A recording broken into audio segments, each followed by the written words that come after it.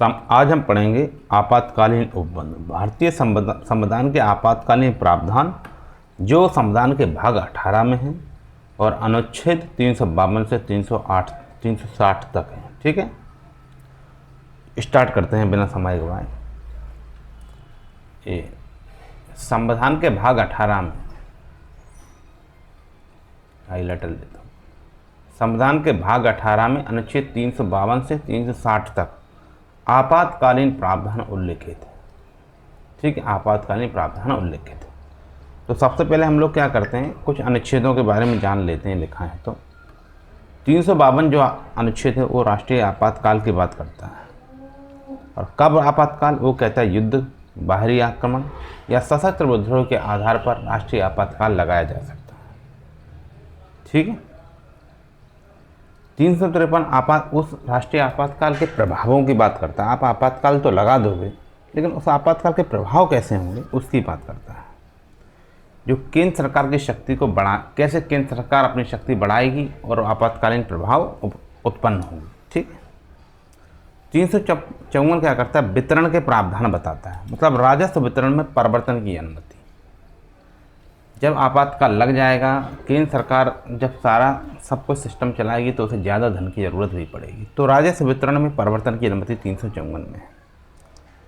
अब आते हैं 355 में। ये राज्यों की रक्षा के संघ के कर्तव्य बता रहा है। मतलब केंद्र का कर्तव्य है, केंद्र का दायित्व है कि वो राज्य को बाहरी आक्रमण और आंतरिक गड़बड़ी से बचाएं। ये 355 में है। जिस भी राज्य में राष्ट्रपति शासन लगाया जाता है उसमें पहले कोई सैनिक कार्रवाई किया जाता है, सेना वेना भेजी जाती है, 355 के तहत ही भेजी जाती है। ठीक है, 356 राज्य आपातकाल अर्थात राष्ट्रपति शासन की बात कर रहा है, जो राज्य में संवैधानिक तंत्र विफल होने पर लागू होता है।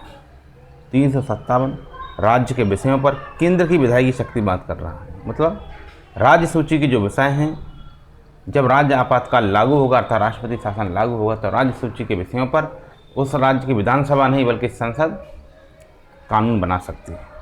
ये केंद्र को शक्ति प्राप्त हो जाती है। 358 अनुच्छेद 19 का निलंबन की बात कर रहा है।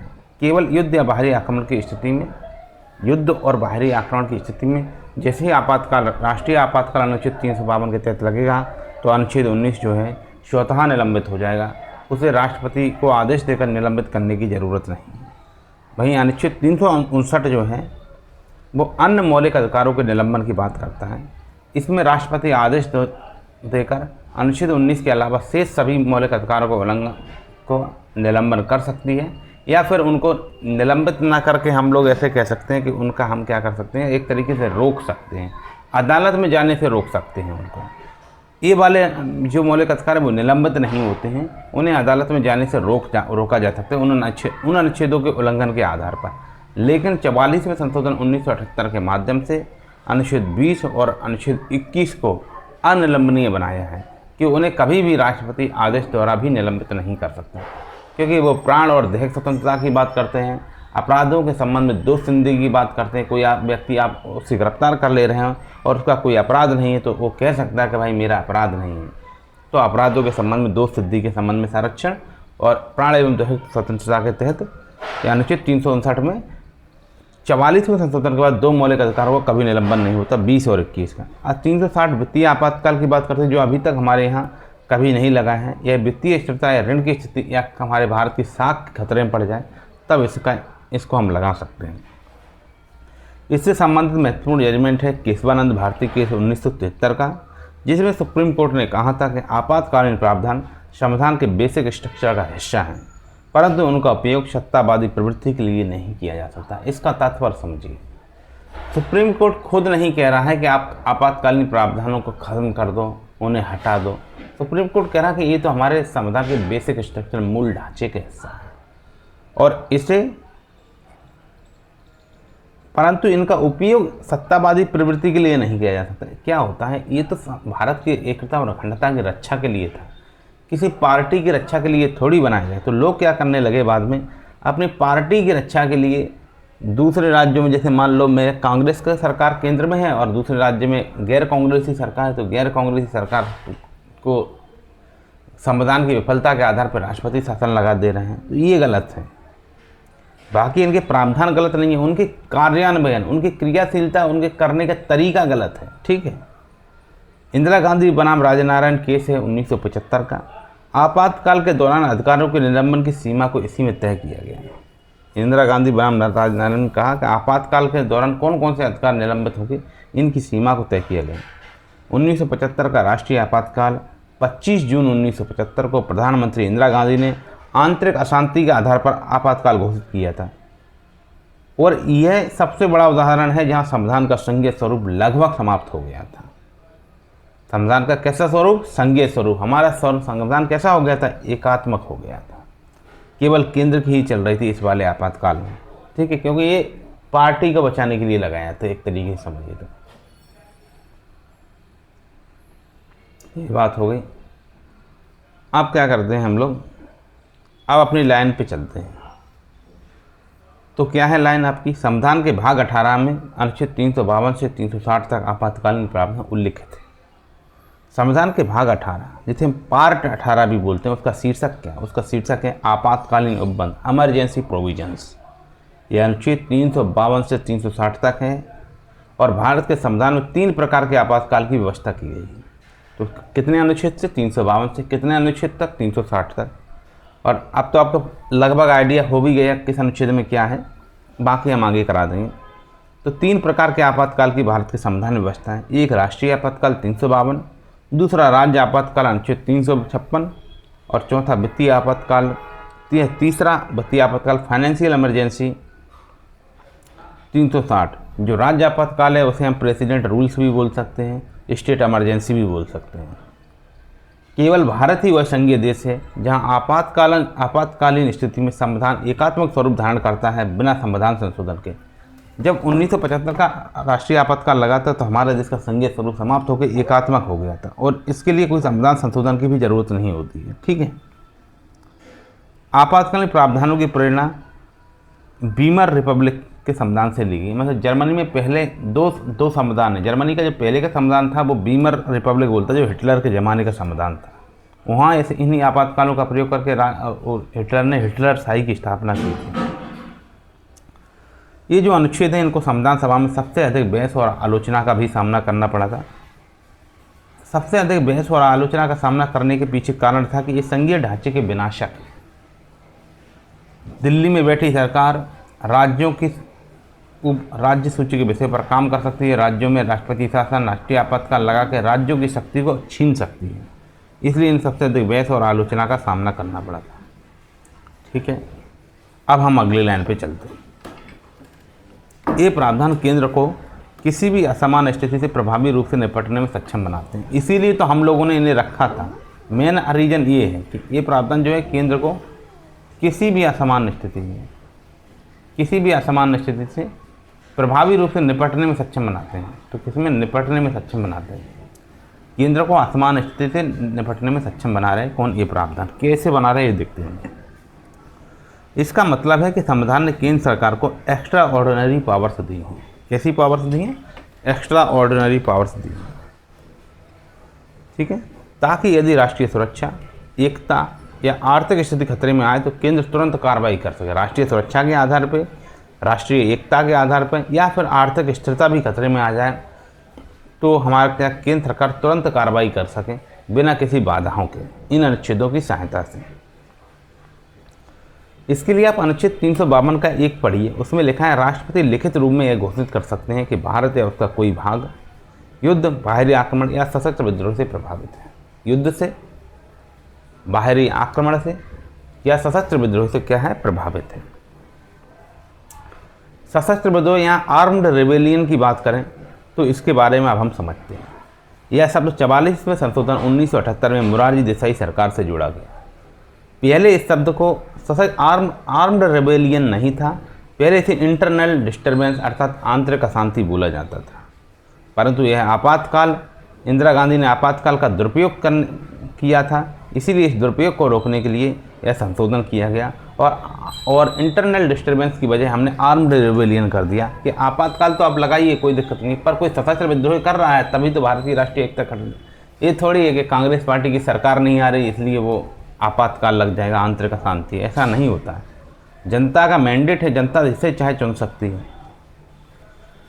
अनुच्छेद 360 में वित्तीय आपातकाल के दौरान भी राष्ट्रपति को यह अधिकार है कि वह सभी कर्मचारियों के वेतन या सैलरी घटा सकते हैं। बताइए क्या ये न्यायपालिका की सैलरी को घटा सकते हैं अनुच्छेद 360 के तहत राष्ट्रपति महोदय? इसमें तो ये लिखा है केंद्र को किसी भी असमान स्थिति से निपटने में सक्षम बनाता है। तो जब हमारे पास हमारे भारतीय क्रेडिट या साख खतरे में पड़ जाए तो हम वित्तीय आपातकाल लगा सकते हैं। अभी तक नहीं लगाया और ईश्वर ना करे कभी लगाना पड़े। परंतु मुझे ये बताइए कि न्यायाधीशों की सैलरी को घटा सकते हैं हम लोग? तो बिल्कुल हाँ, न्यायाधीशों की सैलरी को भी घटा सकते हैं। सभी कर्मचारियों के वेतन भत्ते, चाहे वो IAS हो, IPS हो, चाहे भले वो जज क्यों ना हो, सुप्रीम कोर्ट का भी जज क्यों ना हो, उसकी भी सैलरी को घटा सकते हैं। अब आपातकाल कब कब लगाए हैं? 1962 का आपातकाल चीन युद्ध के ने जब भारत पर आक्रमण किया था तो हमने बाहरी आक्रमण के आधार पर आपातकाल लगाए। 1971 में तो जो आपातकाल है हमारा पाकिस्तान से जब युद्ध हो रहा था तब हमने युद्ध की स्थिति के कारण आपातकाल लगाया। और 1975 का आपातकाल हमने इंटरनल डिस्टर्बेंस के आधार पर लगाया, और ये लगाया राजनीतिक विरोध के कारण। इंटरनल आंतरिक अशांति, कैसी आंतरिक अशांति कि इंदिरा गांधी या कांग्रेस का राजनीतिक विरोध हो रहा था। तो फिर मोरारजी देसाई ने 44 को संशोधन करके कहा कि राजनीतिक विरोध के आधार पर आप आपातकाल नहीं लगा सकते। अगर भारत की एकता अखंडता का खतरा तब है जब यहाँ कोई सशस्त्र विद्रोह कर दे, कोई आदमी हथियार मतलब कोई एक दल या कोई ऐसा करे कि भारत सरकार के खिलाफ युद्ध की घोषणा कर दे या ऐसा विद्रोह कर दे जो सशस्त्र हो, तब आपातकाल लगा सकते। इसलिए 1975 का आपातकाल ही इस तरह के परिवर्तन का कारण बना, क्योंकि ये सबसे बड़ा राजनीतिक दुरुपयोग इसी में हुआ था आपातकाल का। ठीक है, तो इतना आपसे क्लियर हो गया कि यह प्रावधान केंद्र को किसी भी असमान स्थिति से प्रभावी रूप से निपटने में सक्षम बनाते हैं। अब आपको लग रहा है जब सुप्रीम कोर्ट का भी वेतन रोक दे रहे हैं तो बिल्कुल ऐसा पावर है, इसीलिए सबसे ज़्यादा आलोचना इसकी हुई थी। अब हम ऐसा करते हैं, अगली लाइन पे चलते हैं जिसमें लिखा है संविधान में इन प्रावधानों को जोड़ने का उद्देश्य देश की संप्रभुता, एकता, अखंडता, लोकतांत्रिक राजनीतिक व्यवस्था तथा संविधान की सुरक्षा करना है। मतलब संविधान में इन प्रावधानों को जोड़ने का उद्देश्य, तो यहाँ देखो जोड़ने का उद्देश्य क्या था? जोड़ने का उद्देश्य यही था देश की संप्रभुता को बनाए रखना, एकता को बनाए रखना, अखंडता को बनाए रखना। और ये लोकतांत्रिक राजनीतिक व्यवस्था, इसको जरूर गौर करो। लोकतांत्रिक राजनीतिक व्यवस्था, तो इसका मतलब क्या समझ रहा है? किसी पार्टी को बनाए रखना है क्या? इसका मतलब मुझे बताइए। लोकतांत्रिक राजनीतिक व्यवस्था इसका मतलब है कि भारत की डेमोक्रेसी को बनाए रखना। ऐसा ना हो कोई हिटलर सा स्थापित करके यहाँ की डेमोक्रेसी को ख़त्म कर दे, जिसे बोलते हैं लोकतांत्रिक राजनीतिक व्यवस्था। यही व्यवस्था हमारे यहाँ है। और संविधान की सुरक्षा करना, संविधान ने स्वयं की सुरक्षा के लिए भी ऐसे आपातकालीन प्रावधान बनाए हैं। देश की संप्रभुता की रक्षा करो, एकता अखंडता की रक्षा करो, लोकतांत्रिक राजनीतिक व्यवस्था की रक्षा करो, लेकिन संविधान की भी रक्षा करो, संविधान की भी सुरक्षा करो। ये बात मतलब यहाँ यह उद्देश्य स्पष्ट किया गया है कि आपातकालीन शक्तियाँ लोकतंत्र को समाप्त करने के लिए नहीं हैं, बल्कि लोकतंत्र और संविधान की रक्षा के लिए दी गई है। ये नहीं कि इनके सारे से आप उल्टा लोकतंत्र को ही खत्म कर दो, बल्कि लोकतंत्र की रक्षा के लिए दी गई। इसीलिए बेसिक स्ट्रक्चर का पार्ट है। संविधान सभा में डॉक्टर अंबेडकर ने कहा था, अगर हम इस देश को शासन करने योग्य बनाना चाहते हैं तो हमें यह मानना होगा असामान्य परिस्थिति में असामान्य शक्ति की आवश्यकता होती है। डॉक्टर अंबेडकर ने कहा था जब परिस्थितियाँ असामान्य होंगी तो हमें शक्ति भी असामान्य चाहिए, और उसके लिए आपातकालीन प्रावधान आवश्यक है।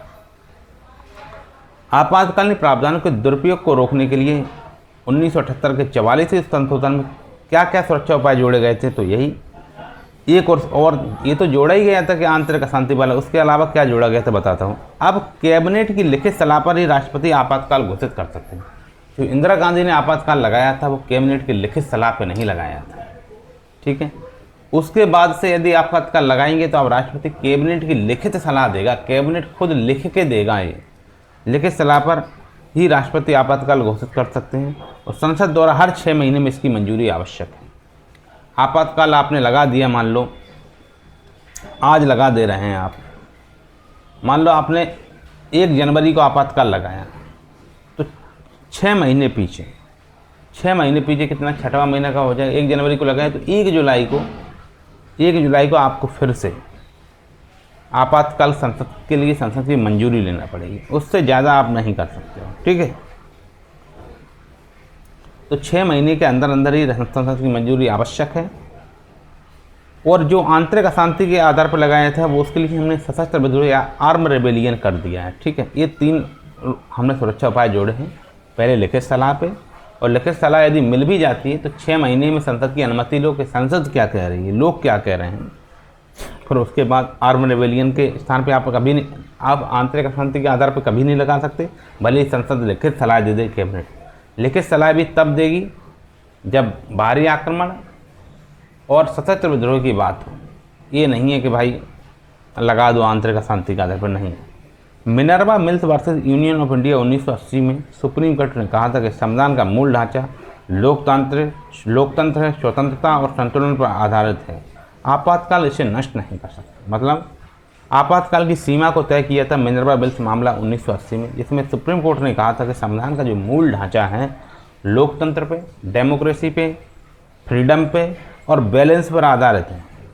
ऐसा चेक एंड बैलेंस पर आधारित, संतुलन पर, लोकतंत्र और स्वतंत्रता के संतुलन पर आधारित है। आपातकाल भी इन्हें नष्ट नहीं कर सकते, ठीक है। अब अगली लाइन देखते हैं। इतना समझ में आया?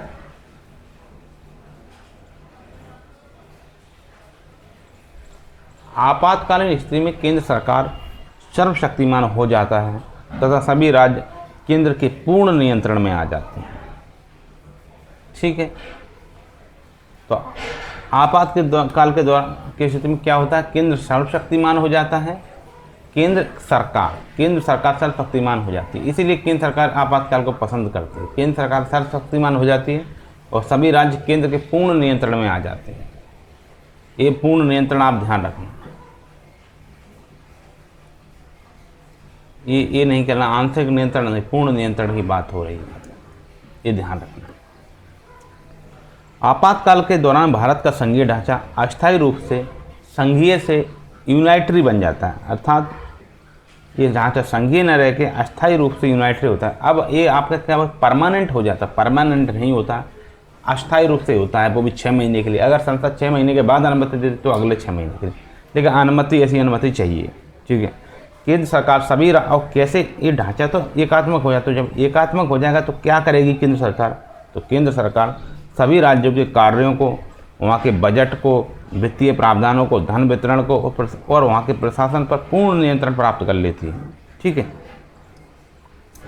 और इसके लिए शक्ति 353A को पढ़ो। अब आप 353A ये कह रहा है केंद्र किसी भी राज्य के कार्यपालन क्षेत्र में कार्य कर सकता है। तो मैंने जब 353 पढ़ाया था तो क्या कहा था? इसके प्रभाव होते हैं। 352 से आपातकाल लगेगा, 353 में प्रभाव। पहला प्रभाव क्या पड़ा? दिल्ली की केंद्र सरकार किसी भी राज्य के कार्यपालन क्षेत्र में कार्य कर सकता है। मतलब उसकी कार्यकारी शक्तियाँ, उसकी जो सरकार की जो शक्तियाँ होती हैं वो 353 के कहते हैं दिल्ली की सरकार को मिलती हैं। और 353B कह रहा है संसद राज्य सूची के विषयों पर भी कानून बना सकती है। और जो तुम्हारे राज्य के विधानमंडल को जो शक्तियाँ प्राप्त होती हैं वो शक्तियाँ केंद्र की लोकसभा को प्राप्त हो जाती हैं और राज्यसभा को, अर्थात वहाँ की संसद को प्राप्त हो जाती हैं। ये 353 के B की बात कर रहा है। B से आप विधानसभा को याद रख सकते हैं।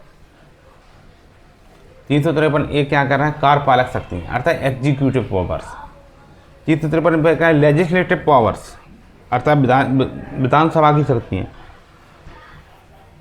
अर्थात राज्य सूची के विषय। आपको पता है अनुच्छेद 246 में 3 सूची हैं, सूची 1 संघ सूची, सूची 2 समवर्ती सूची और सूची 3 राज्य सूची।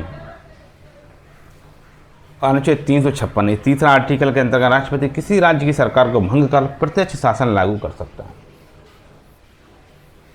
मतलब ये है 356 के अंतर्गत राष्ट्रपति किसी राज्य की सरकार को भंग कर देता है और वहाँ प्रत्यक्ष शासन लागू कर देता है। क्या वहाँ की विधानसभा को भंग कर देता है? नहीं, ये कहा वहाँ की सरकार को भंग करने की बात कही, अभी विधानसभा के भंग करने का उल्लेख नहीं है। तो प्रत्यक्ष शासन लागू कर सकता है अनुच्छेद 356 में। 1977 और 1980 में आपातकाल के बाद केंद्र ने विपक्षी दलों की कई राज्य सरकारें बर्खास्त कर दी थी। 1977 से 1980 में आपातकाल के बाद केंद्र ने विपक्षी दलों की कई राज्य सरकारें बर्खास्त कर दी और Mumbai case SR Bommai case 1994 में, इसमें सुप्रीम कोर्ट का जजमेंट है। उसने कहा कि अनुच्छेद 356 का दुरुपयोग नहीं होना चाहिए। राष्ट्रपति शासन न्यायिक समीक्षा के दायरे में रहेगा। मतलब अनुच्छेद 356 का क्या नहीं होना चाहिए? दुरुपयोग नहीं होना चाहिए। और क्यों नहीं होना चाहिए? क्योंकि राष्ट्रपति शासन जो है न्यायिक समीक्षा के दायरे में रहेगा। ठीक है, अनुच्छेद 356 का दुरुपयोग नहीं होना चाहिए। और क्यों नहीं होना चाहिए? क्योंकि राष्ट्रपति शासन न्यायिक समीक्षा के दायरे में रहेगा। तो राष्ट्रपति शासन से भी न्यायिक समीक्षा की जा सकती है क्या? तो कि हाँ, आप कहना कि बिल्कुल की जा सकती है। सुप्रीम कोर्ट ने SR Bommai versus union of India case 1994 में इनका जजमेंट है कि 356 के दुरुपयोग को रोकने के लिए इसकी भी न्यायिक समीक्षा की जा सकती है। ठीक है, अब आप ये लाइन पढ़ो दोबारा से। आपातकालीन स्थिति में केंद्र सरकार सर्वशक्तिमान हो जाता है तथा सभी राज्य केंद्र के पूर्ण नियंत्रण में आ जाते हैं। ये बात सही है, लेकिन राष्ट्रपति शासन की न्यायिक समीक्षा की जा सकती है, इसलिए संविधान इसका चेक एंड बैलेंस कर सकती है। वो संविधान नहीं, सुप्रीम कोर्ट। ठीक है, अब अगली लाइन पे हम लोग चलते हैं। ये संविधान में औपचारिक संशोधन किए बिना ही संघीय ढांचे को एकात्मक ढांचे में परिवर्तित कर देता है। मतलब ये बात हो रही है, आपातकालीन लगेगा तो केंद्र सरकार सर्वशक्तिमान होगी, पूर्ण नियंत्रण में आएंगे राज्य। जैसे राज्य जब केंद्र के पूर्ण नियंत्रण में हो जाएंगे तो एक परिस्थिति देखने को मिलेगी, और हमारे यहाँ जो संघीय ढांचा अर्थात राज्यों की जो अलग शक्तियाँ हैं वो समाप्त हो जाएंगी और वो सीधे एक ही सरकार को मिल जाएंगी, जिसे कहते हैं एकात्मक ढांचा। तो जो एक ही सरकार में सभी शक्तियाँ मिल जाती हैं तो वो एकात्मक है। जब शक्तियाँ अलग अलग होती हैं, हर राज्य को शक्तियाँ प्राप्त होती हैं, केंद्र को अलग शक्तियाँ, राज्य को अलग शक्तियाँ प्राप्त हो जाती हैं, तो उसे संघीय सरकार बोलते हैं। तो जब एक सरकार रह जाएगी तो एकात्मक ढांचा हो जाएगी। और इसके लिए गजब की बात यह है कि हमें संविधान में संशोधन नहीं करना पड़ता, संशोधन बिना ही ऐसा हो जाता है। ये गजब की बात है कि जैसे ये 300 मतलब भाग 18 के प्रावधान लागू होंगे तो संशोधन की ज़रूरत नहीं होगी, स्वतः ही संघीय ढांचा एकात्मक ढांचा में परिवर्तित हो जाता है। ठीक है, इसका अभिप्राय है कि आपातकाल के दौरान संविधान का संघीय ढांचा फेडरल स्ट्रक्चर अस्थायी रूप से एकात्मक ढांचा यूनाइटरी बन जाता है, लेकिन इसके लिए संविधान में कोई संशोधन करने की आवश्यकता नहीं होती। यह संविधान की सबसे बड़ी फ्लेक्सिबिलिटी है, जिसे BR अम्बेडकर ने कहा था कि India is A union of states with flexibility. Bharat क्या है? राज्यों का संघ है, और ये फ्लेक्सिबिलिटी के साथ है, फ्लेक्सिबिलिटी के साथ है, ये लचीलेपन के साथ है। इतना लचीला है कि यदि हमारा संतुलन बिगड़ भी जाए तो हम पुनः संतुलित कर सकते हैं। हमारा संविधान इतना लचीला है, कठोर तो है ही, लेकिन इतना लचीला भी है कि यदि कुछ चीज़ें बिगड़ भी जाएं तो उन्हें फिर से पुनः संशोधित करके मूल स्ट्रक्चर वापस लाया जा सकता है। यही अवधारणा हमारे संविधान को क्वासी फेडरल ढांचे को दर्शाती है। हमारे यहाँ जो संघ है वो पूर्ण रूप से संघ नहीं है अमेरिका की तरह, हमारे यहाँ अर्ध संघ है, क्वासी फेडरल है। हम हमेशा संघीय हैं, लेकिन विशेष परिस्थितियों में एकात्मक भी हो जाते हैं। यानी हमारे संविधान की आत्मा एकात्मक है, जबकि स्वरूप संघीय है। आपातकाल 1975 से 1977 केंद्र ने राज्यों के प्रशासन, राज्यों की मीडिया, राज्यों की पुलिस और संसाधनों पर पूर्ण नियंत्रण प्राप्त कर लिया बिना किसी संविधान संशोधन के। मतलब राज्यों के पुलिस प्रशासन पर, राज्यों की मीडिया पर और राज्यों के संसाधनों पर पूर्ण नियंत्रण किसी सरकार का दिल्ली की इंदिरा गांधी सरकार ने प्राप्त कर लिया, और इसके लिए उन्हें कुछ संशोधन भी नहीं करना पड़ा। तो ये इसका वास्तविक उदाहरण आपको मिल जाएगा। यह यूनियन सुप्रीमेसी का सबसे प्रत्यक्ष उदाहरण हमें देखने को मिलता है। सामान्य समय में क्या होता है, राजनीतिक व्यवस्था का संघीय स्वरूप से आपातकाल में एकात्मक स्वरूप में इस प्रकार का परिवर्तन भारतीय संविधान की अद्वितीय विशेषता है। हम ये कह रहे हैं कि सामान्य समय में राजनीतिक व्यवस्था का, हम ये बात बोले ही हैं कि अब सामान्य समय होगी तो हमारी व्यवस्था कैसी होगी? हमारी व्यवस्था संघीय होगी, लेकिन आपातकाल जब होगा तो हमारी व्यवस्था एकात्मक हो जाएगी। और इस प्रकार का परिवर्तन भारतीय संविधान की अद्वितीय विशेषता है। ये हमारी अद्वितीय विशेषता कि हम बिना संशोधन के ऐसा काम कर लेते हैं, तो इसे थोड़ा कहते हैं। मतलब भारतीय संविधान की जो लचीलापन है, फ्लेक्सिबिलिटी है, भारत का संविधान परिस्थिति के अनुसार दो रूपों में कार्य करता है। सामान्य समय संघीय प्रणाली फेडरल, और आपातकालीन समय में यूनाइटरी अर्थात एकात्मक प्रणाली। यह विचार संविधान की डायनेमिक प्रकृति को दर्शाता है। यह विचार संविधान की डायनेमिक प्रवृत्ति को, हमारा संविधान स्थिर नहीं है, कठोर नहीं है, रिजिड नहीं है, हमारा संविधान डायनेमिक है। आप खुद देख सकते हैं बिना संविधान संशोधन के क्या हो जाता है। तो संविधान की ये डायनेमिक प्रकृति को दर्शाता है। अमेरिका का संविधान ऐसा नहीं कर सकता, वह हमेशा फेडरल रहता है, वो रिजिड है। हमारा संविधान डायनामिक है। भारत इस दृष्टि से अनूठा उदाहरण है जहाँ संविधान की आत्मा तो लोकतांत्रिक है, मतलब भारत इस दृष्टि से अनूठा उदाहरण है जहाँ संविधान की आत्मा लोकतांत्रिक रहते हुए भी केंद्रीकरण की अनुमति देती है। आत्मा हमारे संविधान की लोकतांत्रिक है, लेकिन लोकतांत्रिक रहकर भी हम केंद्रीकरण की अनुमति दे देते हैं। ज़्यादातर लोकतांत्रिक देशों में केंद्रीकरण की अनुमति नहीं होती। ऐसा मानना है जब केंद्रीकरण होता है तो सत्ता में निरंकुशता बढ़ जाती है, लोकतांत्रिक कम हो जाता है। लेकिन भारत का संविधान कहता है जब हमें ऐसी आवश्यकता होगी तो हम क्या कर सकते हैं, अपनी आत्मा लोकतांत्रिक रखते हुए भी केंद्रीकरण की अनुमति दे सकते हैं। वो क्यों दे सकते हैं? क्योंकि हमें राष्ट्र की एकता, अखंडता और डेमोक्रेसी की रक्षा करना है और संविधान की सुरक्षा करना है। ठीक है, आप कह सकते हैं, आप लिख सकते हैं अपने, आपका जब आपातकाल के ऊपर कोई क्वेश्चन आए तो आप लिख देना कि भारतीय संविधान एक जीवित दस्तावेज है जो परिस्थिति के अनुसार लचीला और इसका संघीय ढांचा संकट के समय एकात्मक रूप धारण कर लेता है और जो इसे एक कौशी फेडरल संविधान बनाता है। भारत का संविधान एक जीवित दस्तावेज है जो परिस्थिति के अनुसार लचीला बनाता है और इसका संघीय ढांचा संकट के समय एकात्मक रूप धारण कर लेता है जो इसे एक कौशी फेडरल संविधान बनाता है। अब हम चलते हैं कि B.R. अम्बेडकर साहब क्या सोचते थे हमारे संविधान के बारे में। उनके कुछ वाक्य हैं इसमें दिया हुआ, वो देखते हैं कि इसी परिप्रेक्ष्य में डॉक्टर B.R. अम्बेडकर ने संविधान सभा में कहा था कि अमेरिका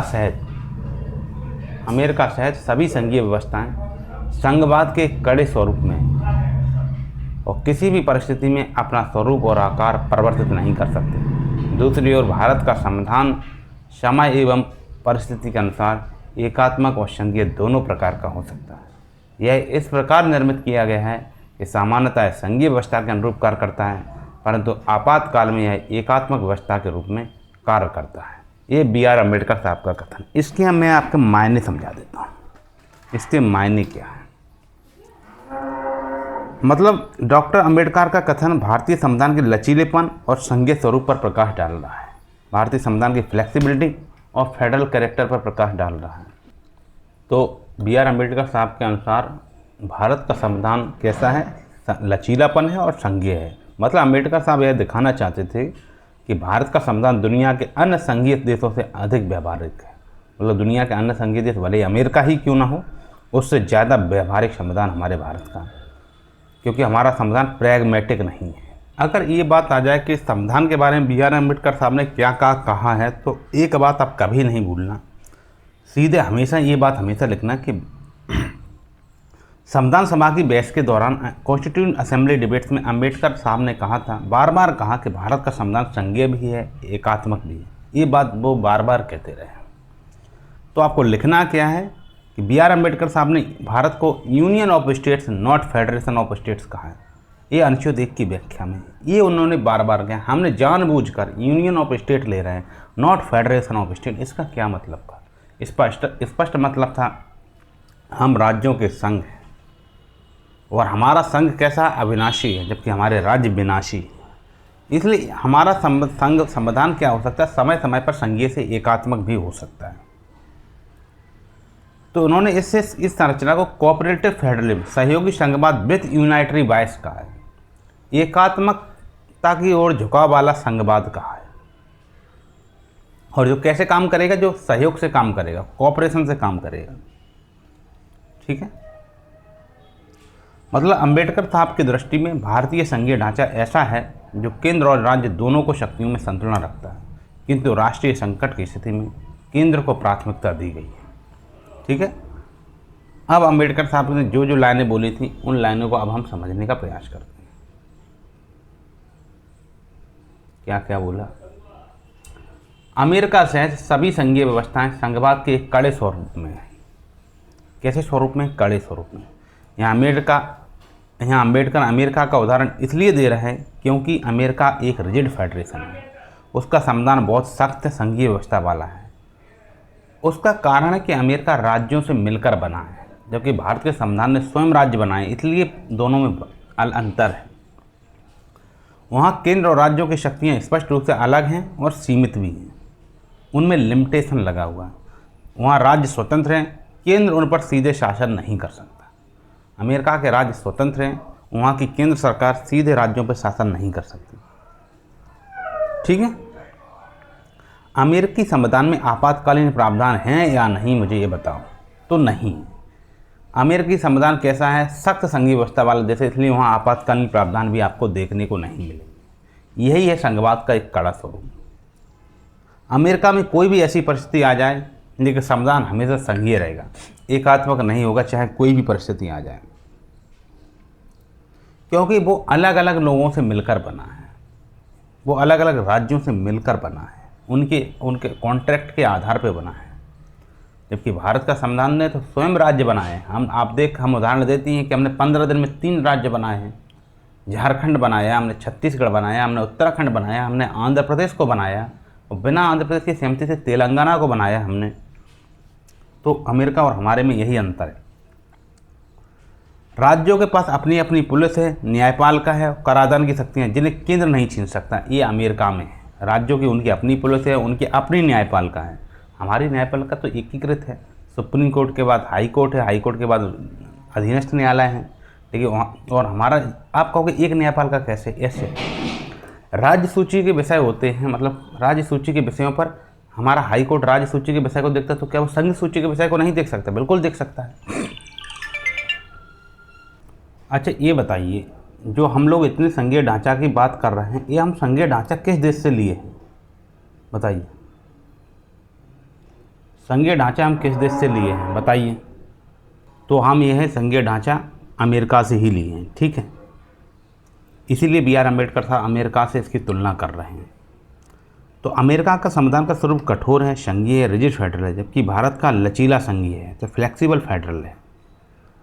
अमेरिका में आपातकालीन प्रावधान नहीं है, जबकि भारत में अनुच्छेद 352, 360 भाग 18 में आपातकालीन प्रावधान है। अमेरिका के संविधान संशोधन कठिन है, वहाँ 3/4 और राज्यों की स्वीकृति भी अनिवार्य है, जबकि भारत का उसके अपेक्षाकृत आसान है संविधान संशोधन करना, हमारा उनसे आसान है। एक है वहीं यह बात करके नागरिकता, वहाँ की नागरिकता द्वैध नागरिकता है, राज्यों को भी नागरिकता मिलती है, और भारत का नागरिक केवल भारत का ही नागरिक होगा, किसी राज्य विशेष का नागरिक नहीं होता है। और शक्ति संतुलन बात करें तो वहाँ राज्यों की प्रमुखता है, जबकि हमारे यहाँ केंद्र की प्रमुखता है शक्ति संतुलन में। ये मूल अंतर हमारे अमेरिका से है। ये बात तो ये तो हो गई बी आर अम्बेडकर साहब की वो वाली बात, जो कह रहे थे कि अमेरिका से सभी संघीय व्यवस्थाएं संघवाद के कड़े स्वरूप में हैं, और किसी भी परिस्थिति में अपना स्वरूप और आकार परिवर्तित नहीं कर सकते। किसी भी परिस्थिति में अपना स्वरूप और आकार को परिवर्तित नहीं कर सकते, तो लेकिन हम अपना स्वरूप और आकार परिवर्तित कर सकते हैं। अमेरिकी संघीय व्यवस्था स्थिर है, रिजिड है। वहाँ युद्ध, विद्रोह या वित्तीय संकट की स्थिति में भी संविधान को केंद्र को राज्यों की शक्ति लेने की अनुमति नहीं होती। ना तो युद्ध में ही, अगर अमेरिका किसी से युद्ध लड़ रहा है या कोई वित्तीय संकट भी अमेरिका पे आ जाए, तो वहाँ का संघ राज्यों की शक्तियाँ नहीं ले सकता। और भारत का संविधान इसके विपरीत है, यह डायनामिक फेडरलिज्म पर आधारित है। और भारत की यह परिस्थिति आधारित रूपांतरण क्षमता उसे कैसा फेडरल बनाती है? जो हमारी परिस्थिति आधारित जो रूपांतरण क्षमता है, वो हमें कौसी फेडरल बनाती है, अर्थात अर्धसंघीय देश बनाती है, अर्धसंघीय। अमेरिका में गृह युद्ध हुआ 1861 से 1865, तो गृह युद्ध के समय भी संविधान ने संघीय ढांचा नहीं बदला, लेकिन भारत में 1975 का जो आपातकाल है पूरे प्रशासन को एकात्मक बना रहा था। तो यही अंतर है इनमें। ठीक है, अब इनकी अगली लाइन पे देखते हैं। दूसरी ओर भारत का संविधान समय एवं परिस्थिति के अनुसार एकात्मक और संघीय दोनों प्रकार का हो सकता है। हमारा संविधान कैसा है? समय एवं परिस्थिति के अनुसार एकात्मक भी हो सकता है और संघीय भी हो सकता है। इसको हम लोग समझने का प्रयास करते हैं। तो भारतीय संविधान की सबसे अद्वितीय विशेषता है, अर्थात यूनिक फीचर है, कि भारत का संविधान सामान्य समय में संघीय और संकट के समय में एकात्मक हो जाता है। अनुच्छेद 352 राष्ट्रीय आपातकाल, 356 राष्ट्रपति शासन और 360 वित्तीय आपातकाल, इन तीनों के माध्यम से केंद्र को राज्य की शक्तियां अपने नियंत्रण में लेने की अनुमति है। तो अम्बेडकर साहब ने कहा था, the constitution is federal in normal times and unitary in abnormal times. Normal times में हम कैसे हैं? नॉर्मल टाइम्स में हम फेडरल हैं और वहीं एबनॉर्मल टाइम्स में हम यूनाइटरी हैं। इसी विशेषता के कारण भारत को dual polity with single sovereignty कहा गया है। ठीक, मतलब dual polity with single sovereignty कहा गया है। अगर हम SR Bombay versus union of India 1994 की बात करें तो सुप्रीम कोर्ट ने कहा था कि हमारा संघीय ढांचा भारतीय संविधान की मूल संरचना का हिस्सा है, बेसिक स्ट्रक्चर का हिस्सा है, किंतु यह पूर्णतः कठोर नहीं है। इसमें आपातकालीन स्थिति में केंद्र को वरीयता दी गई। ये सुप्रीम कोर्ट भी मानता है कि यह कठोर नहीं है और आपातकाल में केंद्र को वरीयता दी गई है। यह इस प्रकार निर्मित किया गया है।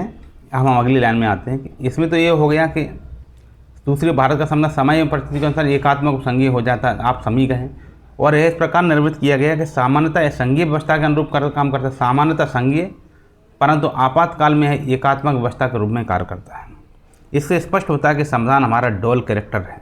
यह स्थायी रूप से एकात्मक नहीं परंतु परिस्थितियों के अनुसार हो सकता है। स्थायी रूप से हमारा संविधान एकात्मक है क्या? स्थायी रूप से नहीं, स्थायी रूप से एकात्मक नहीं है, परिस्थितियों के अनुसार हो जाता है थोड़े बहुत टाइम के लिए। सामान्य समय में हमारे यहाँ विधायी विषयों का बंटवारा है, संघ सूची, राज्य सूची, संवर्ती सूची में राज्यों को उनके अपने विधायी अधिकार हैं, जबकि वहीं आपातकाल में 353B के तहत संसद राज्य सूची पर कानून बना सकती है। तो कैसे? जैसे ही राष्ट्रीय आपातकाल लगाएंगे तो उसके क्या प्रभाव हो? तो अगर संसद को राज्य सूची के विषय पर कानून बनाना हो तो किस अनुच्छेद के तहत संसद राज्य सूची के बने पर? तो 352 में तो राष्ट्रीय आपातकाल है, 353 में उसके प्रभावों की बात की गई। तो बी में मैंने क्या बात की थी? बी से कही थी विधानसभा, बी से विधानसभा बात करी थी ना मैंने, विधानसभा। तो इस तरीके से याद रखिए, जब संसद को राज्य सूची के विषय पर कानून बनाना हो तो 353B के तहत बना सकती है। 356 में राज्य सरकार को भंग किया जा सकता है। 356 राज्य की सरकार को भंग कर सकती है, मतलब राष्ट्रपति शासन वहाँ लगाए जाए। 360 में वित्तीय नियंत्रण केंद्र के हाथों में चले जाते हैं। तो ये कैसी व्यवस्था है? मतलब सामान्य समय में विषय सूची है, संघ राज्य संवर्ती बची, वहीं राज्यों के अपने विधायी अधिकार, वैसे ही आपातकाल में 353B एक्टिव हो जाएगा, 356 एक्टिव हो जाएगा और 360 एक्टिव हो जाएगा। 360 को हम एक्टिव कर सकते हैं ना वित्तीय आपातकाल के समय। तो हम कौन सा आपातकाल कब लगा रहे हैं?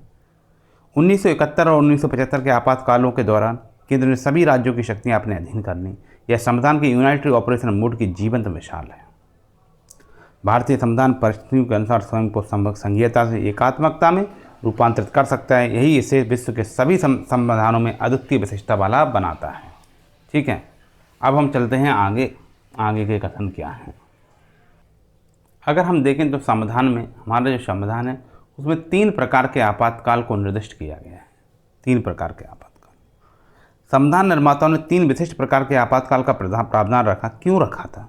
ताकि राष्ट्र स्तर पर, राज्य स्तर पर और आर्थिक लेवल पर तीनों प्रकार की संकट परिस्थिति से हम निपट सकें। अगर पूरे देश की बात आ जाए तो 352, किसी राज्य विशेष की 356, और जहां बात आ जाए अर्थव्यवस्था गड़बड़ा जाए, हमारे देश की साख और क्रेडिट खराब हो जाए तो 360 के तहत हम वित्तीय आपातकाल लगा सकते हैं। तो ठीक है, संवैधानिक तंत्र की विफलता के आधार पर इनमें से कौन सा लगता है? 352, 356, 360 बताइए। संवैधानिक तंत्र की विफलता के आधार पर राज्य आपातकाल अर्थात राष्ट्रपति शासन लगेगा। और जब हमारी साख को खतरा हो जाए, वित्तीय स्थिरता खतरा हो जाए तो 360 के तहत वित्तीय आपातकाल लगेगा। जब हमारे देश में सशस्त्र विद्रोह कोई करे, कोई बाह्य आक्रमण हो जाए या हमारा किसी से युद्ध होने लगे, जैसे पाकिस्तान से हमारा युद्ध हुआ था, चीन ने हम पे बेवजह आक्रमण कर दिया था। ठीक है, तो ये राष्ट्रीय आपातकाल का कारण बने थे।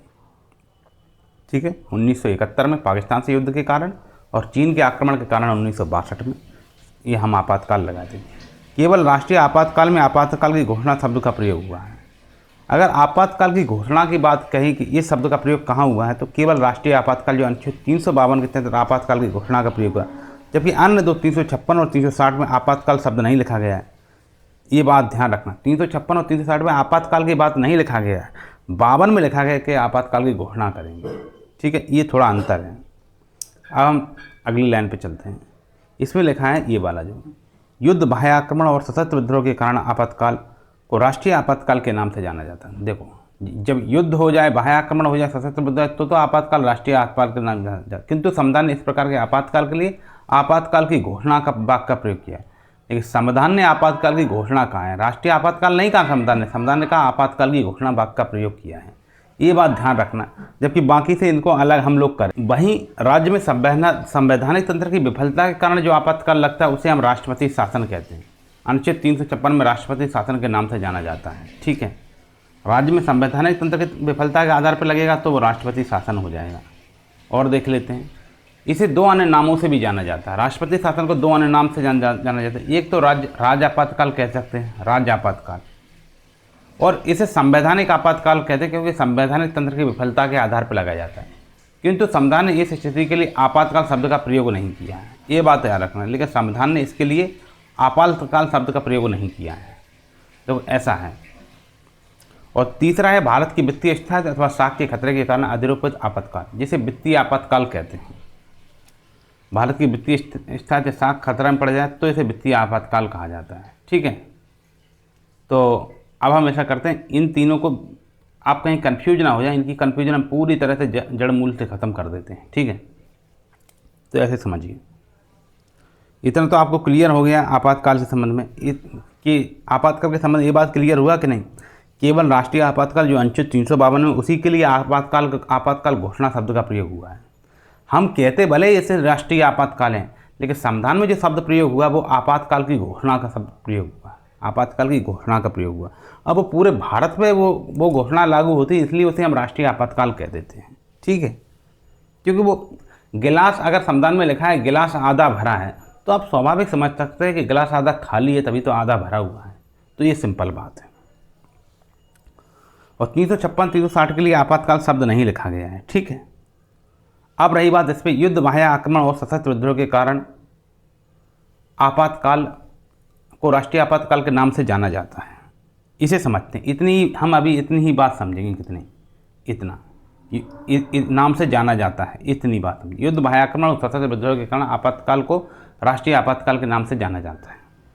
तो अनुच्छेद 352 भारत की राष्ट्रीय सुरक्षा से संबंधित है लिखा है ना 352, तो ये राष्ट्र की सुरक्षा से संबंधित है। राष्ट्रपति इसे केवल मंत्रिमंडल के लिखित सलाह पर घोषित कर सकते हैं। तो 44वें संशोधन 1978 के माध्यम से इसे जोड़ा गया। क्या जोड़ा गया ये देखो इसमें क्या होता है, इसमें जो लिखा रहता है, जैसे 2 नंबर ऊपर में लिखा है, ये देखिए नीचे ये जो लिखा है ना 2 नंबर, इसमें लिखा सशस्त्र विद्रोह उक्ति को 44 संशोधन अधिनियम 1978 द्वारा शामिल किया गया और यह परिवर्तन मूल उक्ति आंतरिक विघटन के स्थान पर किया गया। मूल रूप से लिखा रहता है आंतरिक विघटन की बात लिखी थी और उसके स्थान पर हम लोगों ने फिर सशस्त्र विद्रोह किया। ठीक है, शामिल किया। तो आपातकाल की घोषणा पूरे भारत या किसी भाग विशेष में की जा सकती है। आपातकाल की जो घोषणा है पूरे भारत के लिए भी की जा सकती है और उसके किसी भाग विशेष के लिए भी की जा सकती है। भले इसे हम राष्ट्रीय आपातकाल कहते हैं, पर आपातकाल की घोषणा जो है भारत में या भारत के भाग विशेष में की जा सकती है। पर संसद को हर 6 महीने में इसकी मंजूरी देनी होती है। संसद को हर 6 महीने मंजूरी देनी होती है। इस स्थिति में राज्य सूची पर संसद कानून बना सकती है, बिल्कुल। और अनुच्छेद 19 स्वतः निलंबित हो जाता है केवल युद्ध या बाहरी आक्रमण की स्थिति में। ठीक है, अनुच्छेद 19 स्वतः निलंबित तो होगा, युद्ध और बाह्य आक्रमण की स्थिति में ही स्वतः निलंबित होगा। भारत में 3 बार राष्ट्रीय आपातकाल लगा है। इंदिरा गांधी बनाम राजनारायण 1975 का केस है। यहाँ कहा कि आपातकाल की वैधता पर विवाद सुप्रीम कोर्ट ने सीमाएं तय की। मतलब आपातकाल की वैधता पर विवाद में सुप्रीम कोर्ट ने क्या की? सीमाएं तय की थी। इंदिरा गांधी बनाम राजनारायण 1975 में कि आपातकाल कितना वैध होगा, कितना वैध नहीं होगा। अब हम आते हैं 2 नंबर पॉइंट में। 2 नंबर में राज्यों में संवैधानिक तंत्र की विफलता के कारण आपातकाल को राष्ट्रपति शासन के नाम से जाना जाता है। इसको किसके नाम से जानते हैं? राष्ट्रपति शासन। यह स्थिति तब घोषित होती है जब राज्य सरकार संविधान के अनुसार कार्य नहीं कर पा रही है। संवैधानिक तंत्र की विफलता का मतलब क्या है? संवैधानिक तंत्र की विफलता का मतलब क्या है, ये मुझे बताइए। संवैधानिक तंत्र की विफलता का मतलब है जब राज्य सरकारें संविधान के अनुरूप कार्य नहीं कर पा रही हों। अनुच्छेद 355 में केंद्र का कर्तव्य है कि राज्य को संवैधानिक शासन में सहायता दे। अनुच्छेद 355 क्या कह रहा है? अनुच्छेद 355 कह रहा है 355 अनुच्छेद 355 कह रहा है कि राज्य का कर्तव्य है, केंद्र का कर्तव्य है। किसका? केंद्र का कर्तव्य है कि राज्यों को संवैधानिक शासन में सहायता दे। किसका कर्तव्य है? केंद्र का।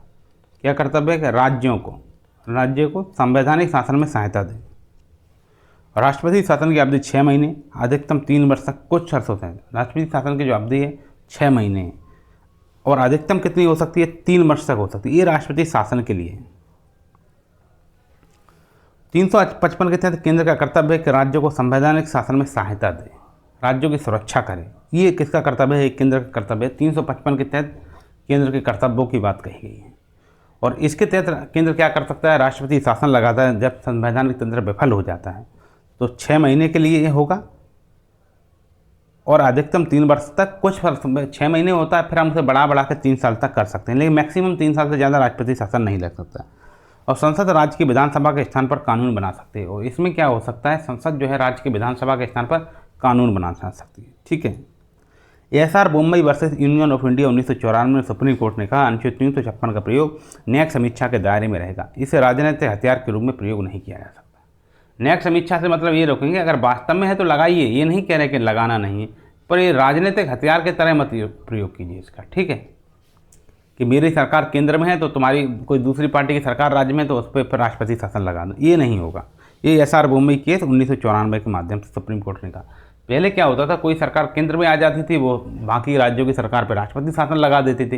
इंदिरा गांधी ने लगाया, मोरारजी देसाई ने लगाया, ऐसे चल रहा था। तो एसआर बोम्बई केस 1994 में आया, तब से स्थिति थोड़ी कंट्रोल में है। ठीक है।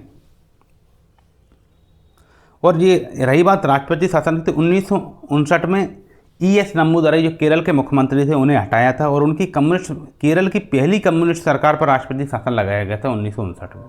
ठीक है, केरल की पहली कम्युनिस्ट सरकार 1959 में, वहाँ पे क्या लगाया? राष्ट्रपति शासन लगाया गया था। ठीक है, तो ये बात हो गई। इसके लिए कौन कौन से शब्द इस्तेमाल किए गए वो तो आप जान ही रहे हैं, बता ही दिया है। भारत के वित्तीय स्थायित्व अथवा साख खतरे में के कारण अधूरपित आपातकाल वित्तीय आपातकाल कहा जाता है। मतलब यह आपातकाल तब लागू होता है जब भारत की वित्तीय स्थिरता खतरे में हो। इस स्थिति में राष्ट्रपति को देश की वित्तीय व्यवस्था पर पूर्ण नियंत्रण मिल जाता है। अब तक भारत में कभी वित्तीय आपातकाल लागू नहीं हुआ है। राष्ट्रपति वेतन भत्ते और न्यायाधीशों के वेतन तक घटा सकते हैं। सभी वित्तीय आदेश संसद के समक्ष रखे जाने चाहिए। क्या सभी वित्तीय आदेश संसद के समक्ष रखे जाने चाहिए राष्ट्रीय आपातकाल में, राष्ट्रीय वित्तीय आपातकाल में? तो बिल्कुल। अनुच्छेद 360 का उद्देश्य है कि राजकोषीय अनुशासन बनाया जाए, राज्यों पर वित्तीय नियंत्रण रखा जाए और राष्ट्रीय साख की रक्षा की जाए। ठीक है। भारत की वित्तीय स्थायित्व अथवा साख के खतरे के कारण अधूरपित आपातकाल वित्तीय आपातकाल कहा जाता है। मतलब आपातकाल 3 प्रकार का, राष्ट्रीय, राज्यीय और वित्तीय। युद्ध, बाह्य आक्रमण, सशस्त्र विद्रोह तो 352, संवैधानिक तंत्र की विफलता 356, आर्थिक स्थिरता को खतरा तो 360। तो इसमें केंद्र सर्वशक्तिमान हो जाता है किसमें? 352 में। और 356 की बात करो तो इसमें राष्ट्रपति शासन लगता है। 1959 में हम लोग केरल में लगाया, 77 और 80 में इसका बड़े पैमाने पर प्रयोग किया गया। वित्तीय आपातकाल जो है अभी तक लागू नहीं हुआ। इसमें क्या होता है? वित्तीय नियंत्रण केंद्र के पास चला जाता है। अब हम लोग चलेंगे राष्ट्रीय आपातकाल को और ज़्यादा गहराई से इसके मूल शब्दों के साथ अब पढ़ेंगे। अब राष्ट्रीय आपातकाल को, जैसे राष्ट्रीय आपातकाल, इसकी घोषणा के आधार क्या होते हैं? यदि भारत की अथवा इसकी किसी भाग की सुरक्षा को युद्ध अथवा बाह्य आक्रमण अथवा सशस्त्र विद्रोह के कारण खतरा उत्पन्न हो गया हो, घोषणा के आधार देखेंगे। मतलब घोषणा का आधार यही है कि भारत की जो साख है उसको खतरा उत्पन्न हो। साख को खतरा कैसे उत्पन्न हो? यदि भारत की अथवा इसके किसी भाग की, भारत की या इसके किसी भाग की, भारत की अथवा किसी भाग की सुरक्षा को युद्ध, बाह्य आक्रमण और सशस्त्र विद्रोह के कारण खतरा उत्पन्न हो गया हो, तो अनुच्छेद 352 के अंतर्गत राष्ट्रपति राष्ट्रीय आपात की घोषणा कर सकता है। कौन करेगा? राष्ट्रपति करेंगे। राष्ट्रीय आपात की घोषणा करेंगे। राष्ट्रपति राष्ट्रीय आपातकाल की घोषणा वास्तविक युद्ध अथवा बाह्य आक्रमण अथवा सशस्त्र विद्रोह से पहले भी कर सकता है। इसी को समझना है। राष्ट्रपति राष्ट्रीय आपातकाल की घोषणा वास्तविक युद्ध, राष्ट्रपति राष्ट्रीय आपातकाल की घोषणा वास्तविक युद्ध अथवा बाह्य आक्रमण अथवा सशक्त विद्रोह से पहले भी कर सकता है, यदि वह समझे कि इनका खतरा आसन्न खतरा है, यदि उसे लगता है कि आसन्न खतरा है।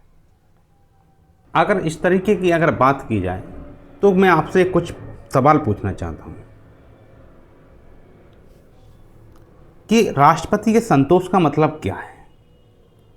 कि राष्ट्रपति के संतोष पे ऐसा किया जा सकता है। मतलब इसमें लिखा है कि यदि भारत की अथवा इसके किसी भाग की सुरक्षा को युद्ध अथवा बाह्य आक्रमण या सशस्त्र विद्रोह के कारण खतरा उत्पन्न होता है तो अनुच्छेद 352 के अंतर्गत राष्ट्रपति राष्ट्रीय आपातकाल की घोषणा कर सकता है। ठीक है,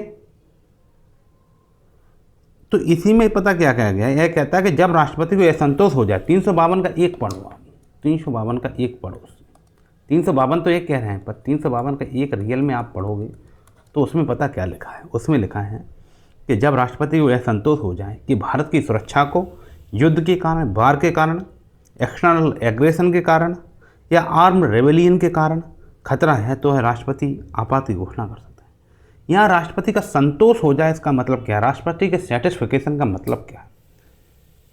पहले राष्ट्रपति के संतोष को पहले व्यक्तिगत और असीमित माना जाता था और ये अधिकार अंतिम राष्ट्रपति फखरुद्दीन अली अहमद के पास ऐसा अधिकार था।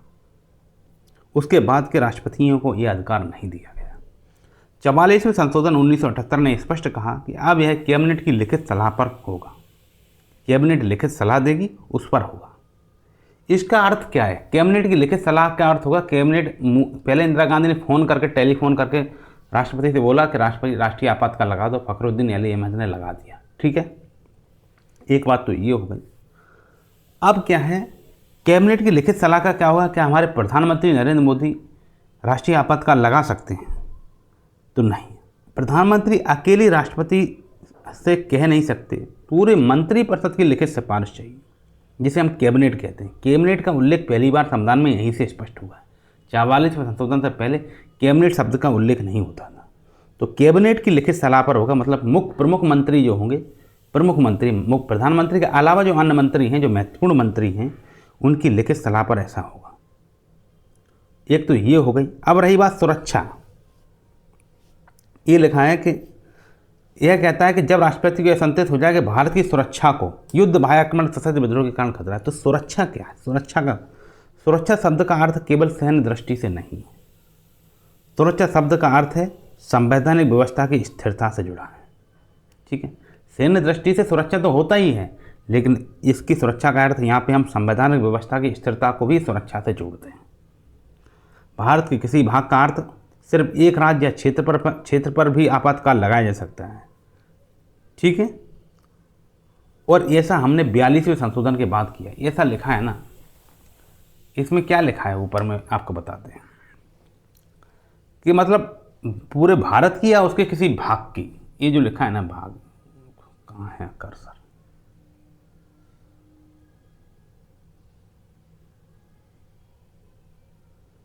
ये देखिए, ये लिखा है ना भाग। मैं इसे दूसरा कलर हाईलाइट करता हूँ।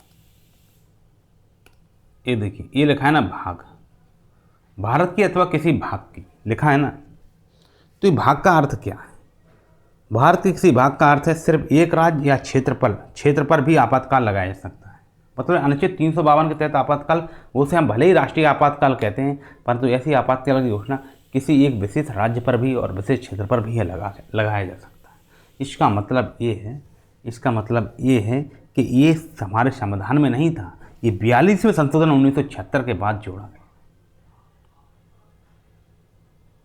ठीक है, अब हम आते हैं अगली लाइन पे। राष्ट्रपति राष्ट्रीय आपातकाल की घोषणा वास्तविक युद्ध अथवा बाह्य आक्रमण अथवा सशस्त्र विद्रोह से पहले भी कर सकता है,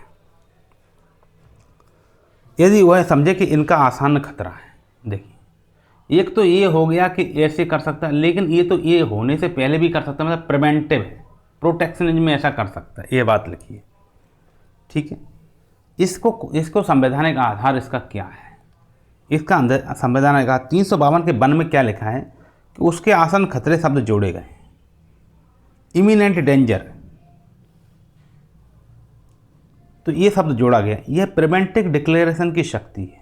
प्रिवेंटिव मतलब पहले, मतलब कोई कांड नहीं हुआ, कांड को रोकने से पहले जो प्रिवेंटिव डिक्लेरेशन की शक्ति है, यानी वास्तविक युद्ध या विद्रोह से पहले भी आपातकाल घोषित किया जा सकता है। और 1962 के जो चाइना वॉर से पहले ही घात खतरे के आसार पर हमने इमरजेंसी लगा दी थी। तो ऐसा कभी लगाया? तो 1962 का जब हमारे चाइना का आक्रमण हो रहा था, तो हमने चाइना ने जैसे ही आक्रमण किया तो हमने चाइना वॉर से पहले ही खतरे के आसार पर ही इमरजेंसी लगाई थी। परंतु सशस्त्र विद्रोह के आसन खतरे के आधार पर आपातकाल नहीं लगाया जा सकता। ये बात ध्यान रखना। इसमें क्या लिखा है? इसमें लिखा है कि राष्ट्रीय आपातकाल की घोषणा वास्तविक युद्ध अथवा बाह्य आक्रमण अथवा सशक्त विद्रोह से पहले भी कर सकते हैं। सशक्त विद्रोह से पहले भी किए, परंतु सशस्त्र विद्रोह के आसन खतरे के आधार पर आपातकाल नहीं लगाया जा सकता। यह शब्द केवल युद्ध और बाह्य आक्रमण के लिए है। 44वें संशोधन के बाद संशोधित इसे किया गया। ठीक है। और इससे पहले इंटरनल डिस्टर्बेंस शब्द था। 1975 के इमरजेंसी में यही आधार बना था, इंटरनल डिस्टर्बेंस, जिसे हम सशक्त विद्रोह या सशस्त्र विद्रोह कह रहे हैं। ठीक है। लेकिन 44 संशोधन ने इसे हटाकर आर्म रेबेलियन में बदल दिया, ताकि सरकार मनमाने ढंग से इसका दुरुपयोग ना कर सके। ठीक है। अब हम आगे चलते हैं कि राष्ट्रपति युद्ध, बाह्य आक्रमण, सशस्त्र विद्रोह अथवा आसन खतरे के आधार पर वह विभिन्न उद्घोषणाएं भी जारी कर सकता है, चाहे उसने पहले से कोई उद्घोषणा की हो या ना की हो, या ऐसी उद्घोषणा लागू हो। यह प्रावधान 1975 में 38वें संविधान संशोधन अधिनियम के द्वारा जोड़ा गया। इसे देखिए, ये क्वेश्चन बनते हैं तो हम लोग सामान्य चीज़ें तो जानते हैं, जब विशेष चीज़ आ जाती है तो फिर नहीं बनता है क्वेश्चन। ये देखिए, इसमें लिखें कि राष्ट्रपति अर्थात भारत के राष्ट्रपति द्रौपदी मुर्मू युद्ध, बाह्य आक्रमण, सशस्त्र विद्रोह, लेकिन उससे पहले के राष्ट्रपति फखरुद्दीन अली अहमद के पास सशस्त्र विद्रोह नहीं था। वो आंतरिक शांति पर लगा सकते थे, लेकिन अब नहीं लगा सकते। अब कोई राष्ट्रपति ऐसा नहीं कर सकता। राष्ट्रपति युद्ध, बाह्य आक्रमण, सशस्त्र विद्रोह अथवा आसन्न खतरे के आधार पर विभिन्न उद्घोषणाएं भी जारी कर सकता है। चाहे उसने पहले से कोई उद्घोषणा की हो या ना की हो, मतलब चाहे पहले से ही कोई उद्घोषणा कर रखी हो या ना भी कर रखी हो, या ऐसी उद्घोषणा अभी भी लागू हो या अभी भी चल ही रही हो, तो यह प्रावधान 1975 में 38वें संविधान संशोधन अधिनियम के द्वारा जोड़ा गया है। पहले इसको थोड़ा क्लियर करते हैं। आप इसके लिए संविधान का अनुच्छेद 352 का एक को छोड़िए, अब थोड़े आगे बढ़िए, 352 के 2 को पढ़िए। तो 352 के 2 में लिखा है कि राष्ट्रपति अलग अलग कारणों से, वॉर से, एक्सटर्नल एग्रेशन से, आर्म रेबेलियन के लिए अलग अलग घोषणाएं कर सकता है। 38वें संशोधन 1975 में इंदिरा गांधी गवर्नमेंट ने यह जोड़ा, ताकि सरकार एक बार इमरजेंसी लगाकर भी कई बार कारण से बदल सके। मतलब एक बार युद्ध के कारण बदला, फिर उन्हें लगा कि अब हम कोई अन्य रीजन से लगा रहे हैं, इस प्रकार से। मतलब ये हमने 38वें संशोधन 1975 के माध्यम से जोड़ा। यह संशोधन प्रेसिडेंशियल सेटिस्फिकेशन को जुडिशियल रिव्यू से बाहर करता था। मतलब राष्ट्रपति के संतोष को, राष्ट्रपति के सेटिस्फिकेशन को जुडिशियल रिव्यू से बाहर करता था। यानी कोर्ट इस पर सवाल नहीं उठा सकता था कि राष्ट्रपति ने सही कारण से आपात लगाया या नहीं। बाद में 44वें संशोधन ने जुडिशियल रिव्यू को फिर बहाल कर दिया। ठीक है। ये 38वें संशोधन हटा रहा था, 44वें संशोधन से फिर से जुडिशियल रिव्यू को बहाल किया। कई छात्र ये समझते हैं कि केवल एक ही इमरजेंसी डिक्लेरेशन हो सकती है। नहीं भाई, अलग अलग आधारों पर मल्टीपल डिक्लेरेशन संभव है। ठीक है। अगर इस तरीके के हम आपको बताएं तो 1971 में क्या हो रहा था, हमारे पाकिस्तान से युद्ध के कारण, युद्ध के आधार पर, वॉर विद पाकिस्तान के आधार पर हमने पहले ही राष्ट्रीय आपातकाल को डिक्लेरेशन कर रखा था, ऐसी घोषणा कर रखी थी। लेकिन 1975 में उसी दौरान जब वो घोषणा चली रही थी, इंटरनल डिस्टर्बेंस के आधार पर दूसरी आपातकालीन घोषणा कर दी गई, और उसी के लिए 38वें संशोधन 1975 की आवश्यकता पड़ी थी। यानी दो अलग अलग आधारों पर मल्टीपल डिक्लेरेशन, यह अनुच्छेद 352 का प्रयोग था। 352 के 2 का प्रयोग था। मतलब यह एकमात्र समय था जब दो नेशनल इमरजेंसी एक साथ लागू हो गई थी, और वो समय था 1975 से 1977 में। दो नेशनल इमरजेंसी एक साथ चल रही, एक युद्ध के आधार पर चल रही थी, दूसरी आंतरिक अशांति के आधार पर चल रही थी। भारत में कितनी बार राष्ट्रीय आपातकाल घोषित हुआ है? तो 3 बार हुआ, 62, 71, 75 में। लेकिन लागू रहने के समय 2 आपातकाल ओवरलैप हुए। 1975 में दोनों एक साथ हुए, और 2 साल तक दोनों एक साथ ही ओवरलैप चलते रहे। ठीक है, कितना आया समझ में? अब चलते हैं हम लोग आगे। जब राष्ट्रीय आपातकाल की घोषणा युद्ध अथवा बाह्य आक्रमण के आधार पर की जाती है तब इसे बाह्य आपातकाल के नाम से जाना जाता है। बाह्य आपातकाल के नाम से जानेंगे जब युद्ध अथवा बाह्य आक्रमण के कारण हो जाए, तो हम किस नाम से जानेंगे? इसे बाह्य आपातकाल जाएंगे। और दूसरी ओर जब इसकी घोषणा सशस्त्र विद्रोह के आधार पर की जाती है तब इसे हम आंतरिक आपातकाल के नाम से जाना जाता है।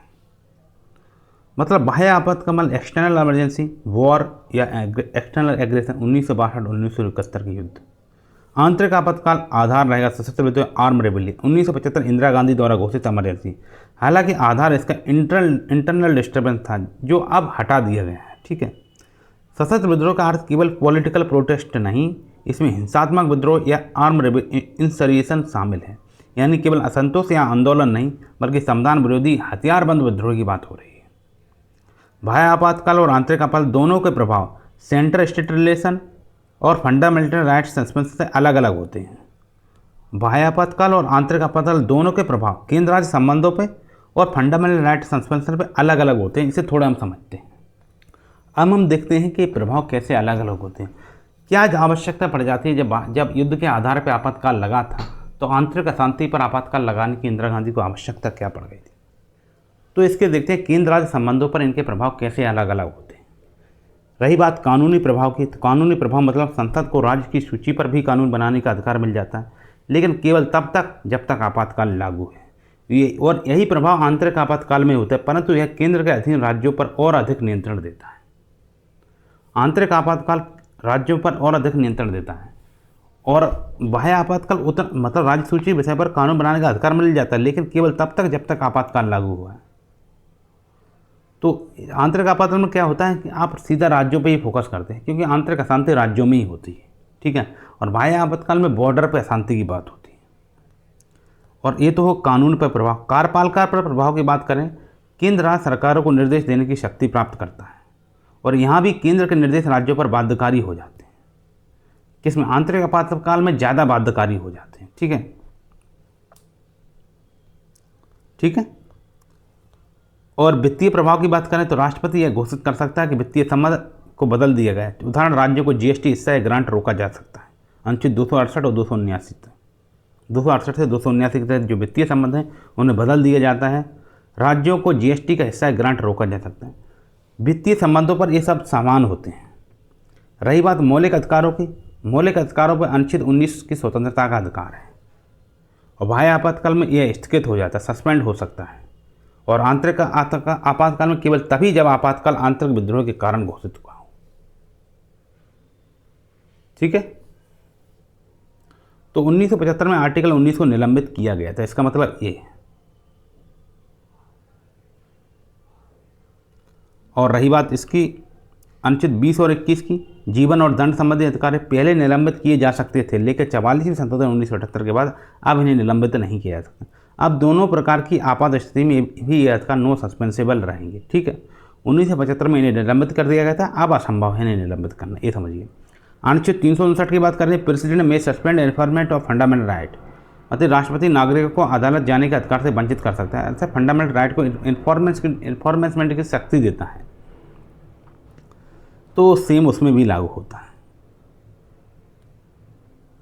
तो 1962 में जो बाह्य आपातकाल लगा विदेशी आक्रमण के आधार पर लगा। केंद्र ने सेना और विदेशी नीति पर पूर्ण नियंत्रण प्राप्त कर लिया था। 1971 के भारत पाक युद्ध में बाह्य आपातकाल युद्ध की स्थिति पर लगा और केंद्र ने राज्यों की रक्षा और शरणार्थी नीति में निर्देश दिए। वहाँ तो केंद्र सेना और विदेशी नीति पर पूर्ण नियंत्रण किया, तो यहाँ केंद्र ने राज्यों को रक्षा और शरणार्थी नीति में निर्देश दिए, क्योंकि बांग्लादेश के लोग भारत में आ रहे थे, तो शरणार्थी नीति के निर्देश 1971 के आपातकाल में हम लोगों ने दिए। 1975-77 का जो आंतरिक आपातकाल था, इसमें इंटरनल डिस्टर्बेंस के आधार पर लगा था। इसमें न्यायालय का निर्णय प्लस राजनीतिक अस्थिरता को प्रभावित किया गया था। यहाँ प्रेस सेंसरशिप लगाई, नागरिकों की स्वतंत्रता का हनन किया, अर्थात नागरिक स्वतंत्रता को समाप्त किया, विपक्षी नेताओं की गिरफ्तारी की गई। ये इसमें अंतर है। लेकिन अभी भी ये बात क्लियर नहीं हो पाई कि जब युद्ध की घोषणा के आधार पर आपातकाल पहले से ही लगा था, तो आंतरिक अशांति के आधार पर लगाने की क्या जरूरत पड़ रही थी। तो इसे आप ऐसा समझो,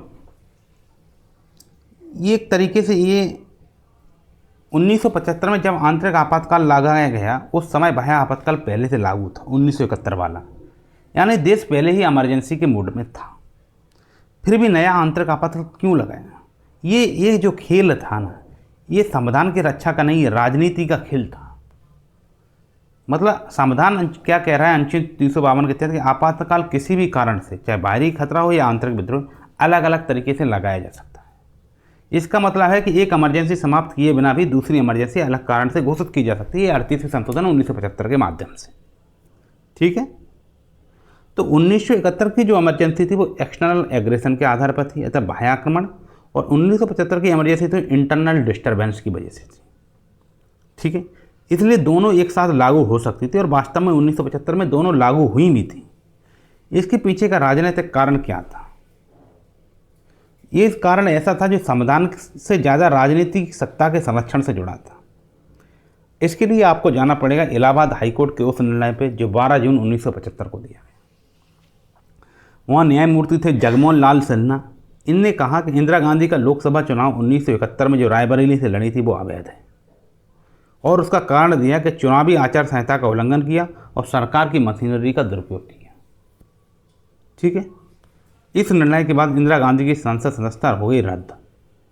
अब जैसे इंदिरा गांधी की संसद सदस्यता रद्द हो गई तो बिना संसद सदस्य हुए बिना कोई प्रधानमंत्री के पद पर नहीं रह सकता, तो प्रधानमंत्री का पद भी कानून के संकट में आ गया। 21 आर्टिकल में लिखा है कि संसद के सदस्य बने बिना आप प्रधानमंत्री के पद पर नहीं रह सकते। बताइए, ये सब 75 में उल्लेख है, सदस्यता वगैरह का उल्लेख किया गया। तो अब क्या है, अब उनकी प्रधानमंत्री के प्रधानमंत्री के पद कानूनी संकट में आ गए, तो उनकी राजनीतिक सत्ता जाने वाली थी। इसी टाइम पे क्या किया, विपक्ष ने आंदोलन चालू कर दिया। जयप्रकाश नारायण ने संपूर्ण क्रांति चलाई। जयप्रकाश नारायण जेपी का संपूर्ण क्रांति आंदोलन शुरू हो गया। बिहार और गुजरात में छात्रों, मजदूर, कर्मचारियों ने बड़े पैमाने पर विरोध प्रदर्शन कर दिया। इनकी मांग थी कि इंदिरा गांधी इस्तीफा दें, कि उनकी सदस्यता रद्द हो चुकी है। स्थिति ऐसी थी कि पूरे देश में राजनीतिक अस्थिरता, विरोध प्रदर्शन और हिंसक झड़पें होने लगी। इंदिरा गांधी ने निर्णय लिया और राष्ट्रपति फखरुद्दीन अली अहमद को अपनी सिफारिश भेजी और कहा कि देश की आंतरिक सुरक्षा इंटरनल डिस्टर्बेंस के कारण खतरे में, इसलिए इंटरनल इमरजेंसी घोषित करो। रातों रात 25 जून 1975 को, मात्र 12 जून को निर्णय आया था, 13 दिन पीछे 25 जून 1975 को आंतरिक आपातकाल घोषित हो गया। ठीक है, अब ये किस प्रकार बाह्य आपातकाल से लागू है? देखो, उसका उद्देश्य था बाहरी युद्ध की स्थिति में रक्षा सुनिश्चित करना। इसका उद्देश्य था देश के भीतर विरोध, अशांति और राजनीतिक अस्थिरता पर नियंत्रण प्राप्त करना। इसका प्रभाव ये हुआ कि उसका जो प्रभाव था वो सेना पे, सीमा सुरक्षा पे, विदेश नीति पर केंद्र को नियंत्रण दे रहा था।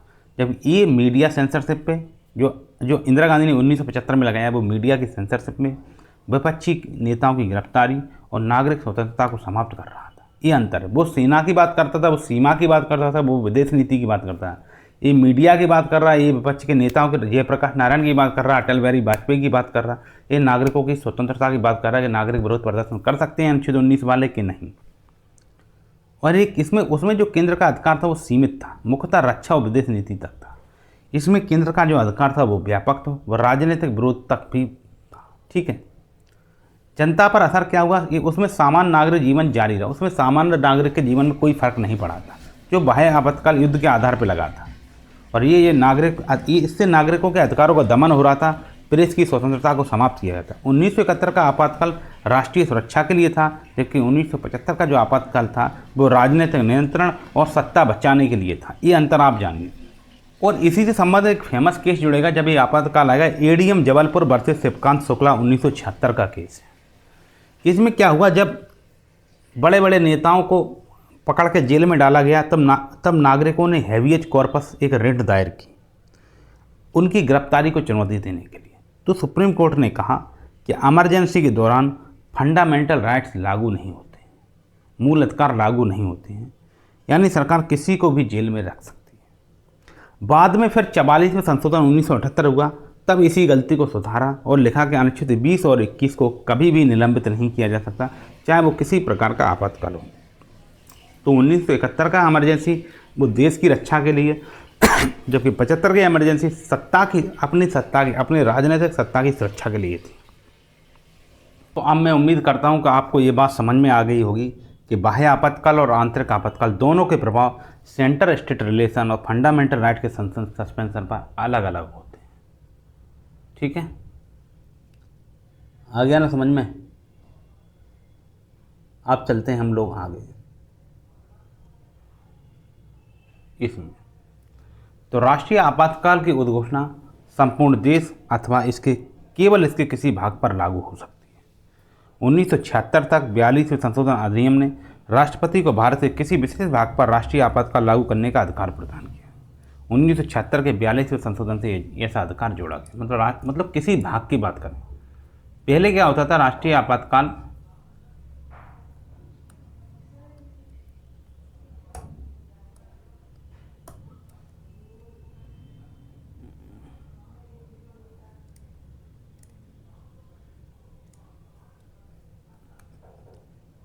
क्या,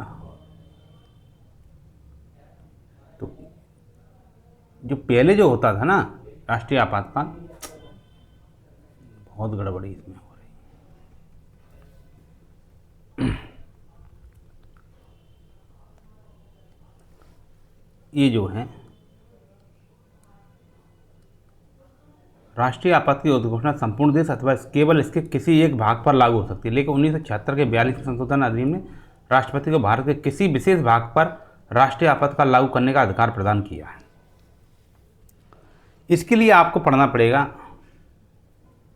अनुच्छेद 352 और 352 का 3 आपको पढ़ना पड़ेगा। 352 का 3 आपको पढ़ना पड़ेगा। उसमें लिखा है, ये 352 का 3 है, ये 42वें संशोधन से जुड़ा है। 42वें संशोधन से जुड़ा है, ठीक, 42th अमेंडमेंट से।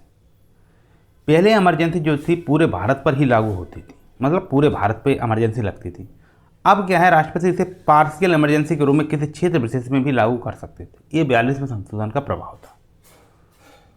मतलब ये था कि पार्शियल नेशनल इमरजेंसी केवल आर्टिकल 352 के तहत संभव है।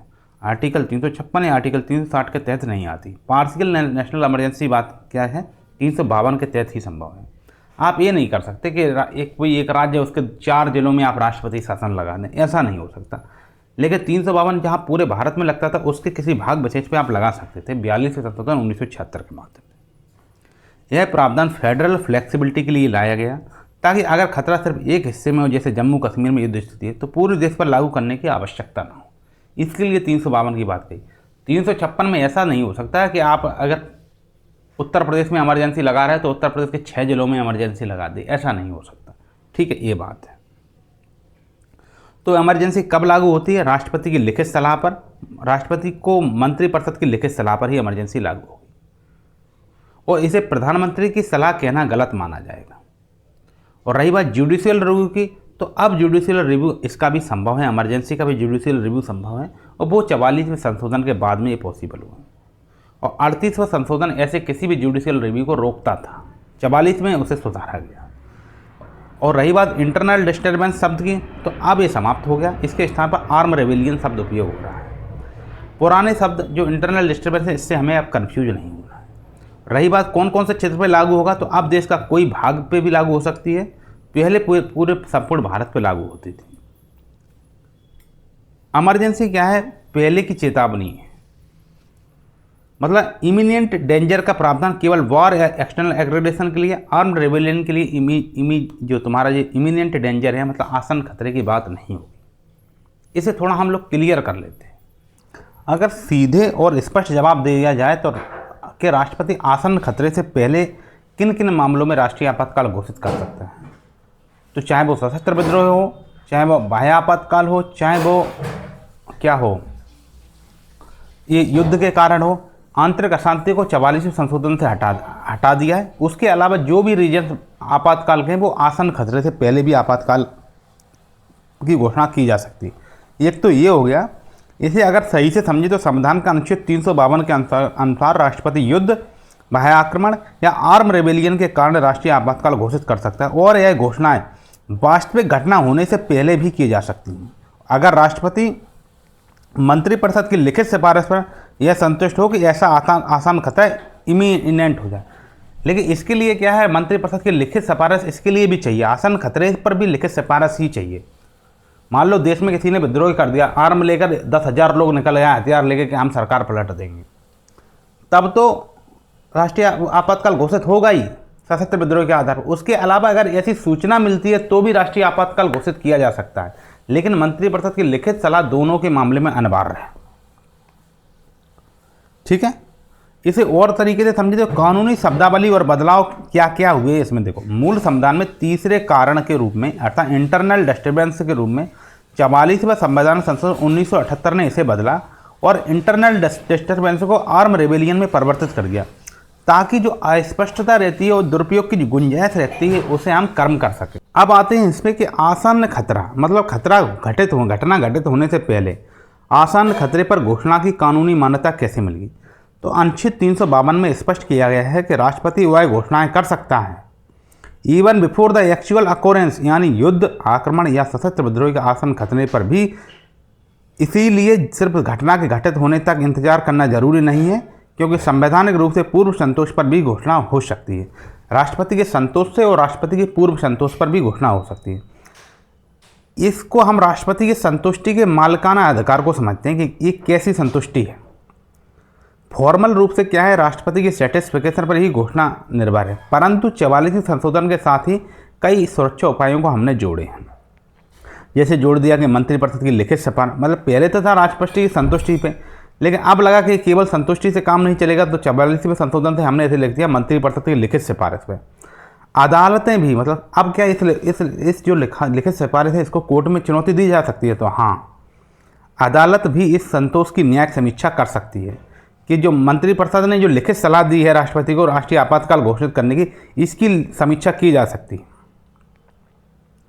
अर्थात यह देखा जा सकता है क्या उस संतोष का वस्तुनिष्ठ आधार अथवा मटेरियल बेसिस था या ना होकर वह केवल दमनात्मक कार्रवाई थी या वैधानिक प्रक्रियाओं के दुरुपयोग या अन्य बाहरी कारणों से प्रेरित था।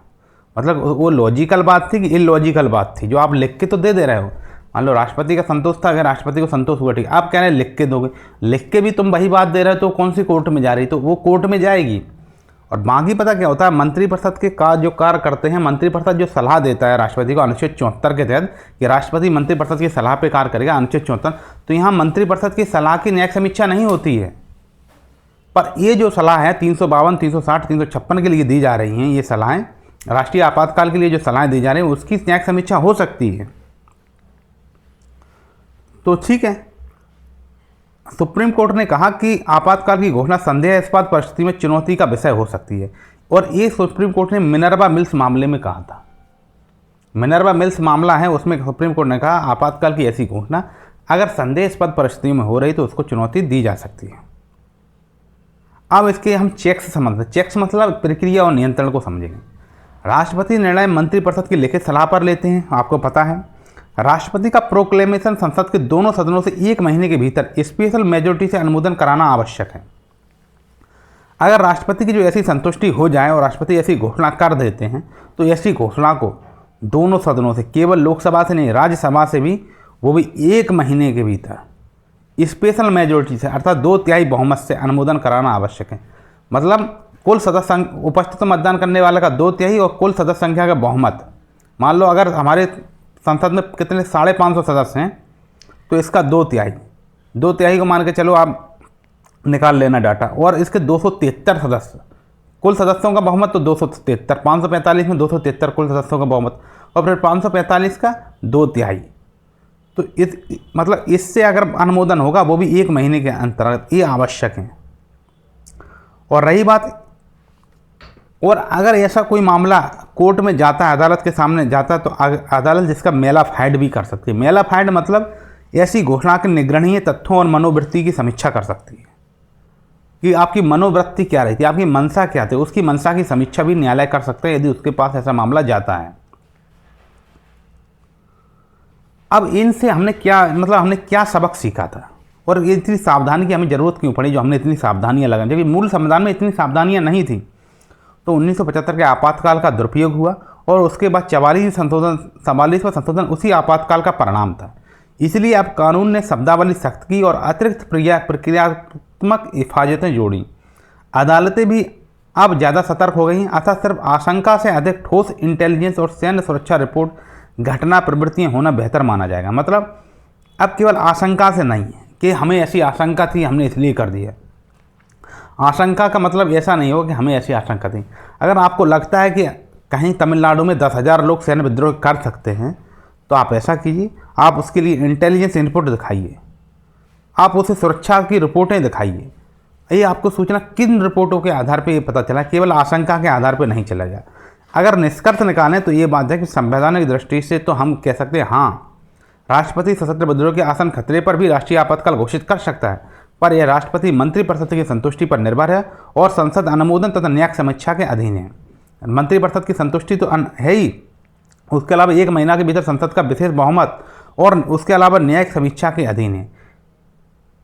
यानी ऐसा दखल और गलत इस्तेमाल के भय के कारण 44वें संशोधन और सुप्रीम कोर्ट की विवेचना ने ऐसे पावर पर नियंत्रण लगा के रखा है।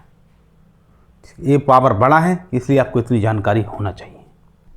तो इसमें क्या है, जैसे इसमें आगे हम लोग पढ़ते हैं, जैसे ये लिखा है, प्रारंभ में संविधान ने राष्ट्रीय आपातकाल के तीसरे आधार के रूप में आंतरिक गड़बड़ी का प्रयोग किया था, बिल्कुल, किंतु यह शब्द बहुत ही अस्पष्ट और विस्तृत अनुमान वाला था। ये इसका अगर आपके पेपर में क्वेश्चन आ जाए आंतरिक गड़बड़ी को इसलिए हमने हटा दिया क्योंकि इसका अनुमान इससे हम बहुत कम सोच पाते थे। नहीं भाई, ये बहुत विस्तृत अनुमान वाले था। आंतरिक गड़बड़ी का मतलब क्या होगा, कैसी आंतरिक गड़बड़ी, ये कैसे डिफाइन होगा। अतः 1978 के 44वें संशोधन के अधिनियम द्वारा आंतरिक गड़बड़ी शब्द को सशस्त्र विद्रोह में परिवर्तित कर दिया। अतः अब आंतरिक गड़बड़ी के आधार पर आपातकाल की घोषणा करना संभव नहीं है, जैसा कि 1975 में इंदिरा गांधी के नेतृत्व वाली कांग्रेस सरकार ने किया था। ठीक है, तो आप सब समझ में आ रहा है ना आपको। किंतु राष्ट्रपति राष्ट्रीय आपातकाल की घोषणा केवल मंत्रिमंडल की लिखित सिफारिश प्राप्त होने पर ही कर सकता है। किंतु राष्ट्रपति मतलब इतने पर भी आपने आंतरिक अशांति को हटा के राष्ट्रीय विद्रोह कर दिया, फिर भी 44वां संशोधन नहीं रुका। उसने कहा ऐसी घोषणा मंत्रिमंडल की लिखित सिफारिश पर होगा, और लिखित सिफारिश के ऊपर जो 3 लिखा हुआ होगा। अब 3 लिखा हुआ है, इसका मतलब क्या है, इसका तात्पर्य है कि आपातकाल की घोषणा केवल मंत्रिमंडल की सहमति से ही हो सकती है। इसका तात्पर्य क्या है कि आपातकाल की घोषणा केवल लिखी, ऐसा नहीं हो सकता कि बिना मंत्रिमंडल की सहमति से हो सकती है, केवल मंत्रिमंडल की सहमति से हो सकती है, ना कि मात्र प्रधानमंत्री की सलाह से। ठीक है, 1975 में इंदिरा गांधी ने बिना मंत्रिमंडल की सलाह के राष्ट्रपति को आपातकाल की घोषणा करने की सलाह दी, और आपातकाल लागू करने के बाद मंत्रिमंडल को इस उद्घोषणा के बारे में बताया कि हमने आपातकाल लागू कर दिया है। 1978 के 44वें संशोधन अधिनियम ने प्रधानमंत्री की इस संदर्भ में अकेले बात करने और निर्णय लेने की संभावना को समाप्त करने के लिए इस सुरक्षा का परिचय दिया है कि प्रधानमंत्री अकेले ही राष्ट्रपति से बात कर ले रहे हैं और बाद में मंत्रिमंडल को बता रहे हैं कि हम ये कांड कर चुके हैं। ठीक है, 1975 का जो 38वां संशोधन अधिनियम ने राष्ट्रीय आपातकाल की घोषणा न्यायिक समीक्षा के पर्दे से बाहर रखा था।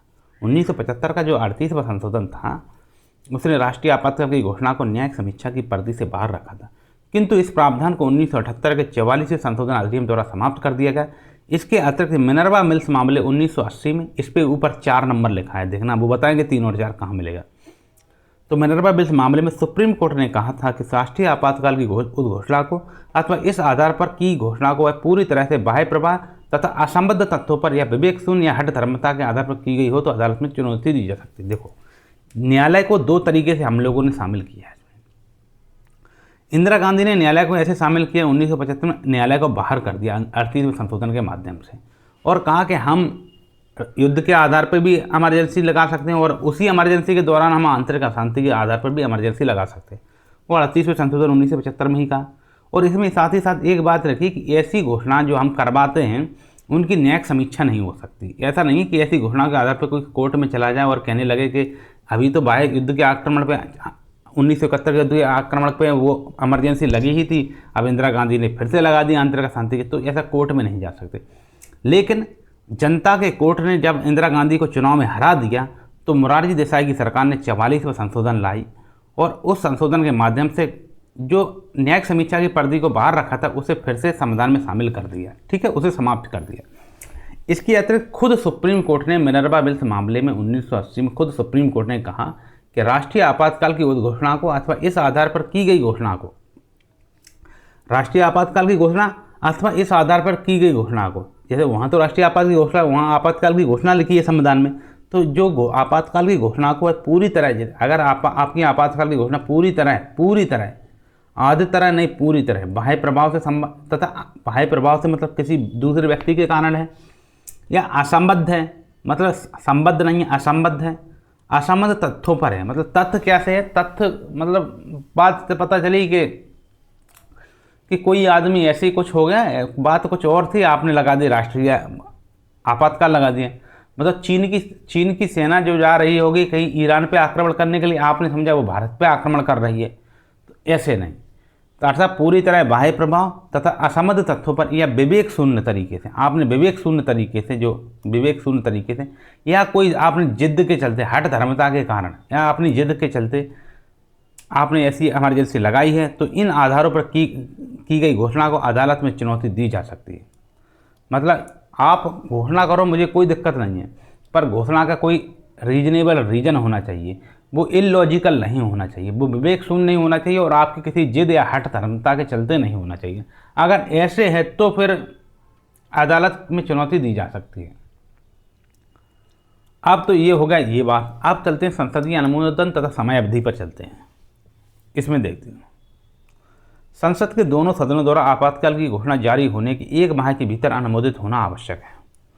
मतलब संसद के दोनों सदन, लोकसभा और राज्यसभा, आपातकाल की घोषणा कर देते हैं, तो ऐसी घोषणा को 1 माह के भीतर अनुमोदित होना आवश्यक है। ठीक है। प्रारंभ में संसद द्वारा अनुमोदन के लिए दी गई समय सीमा 2 माह थी।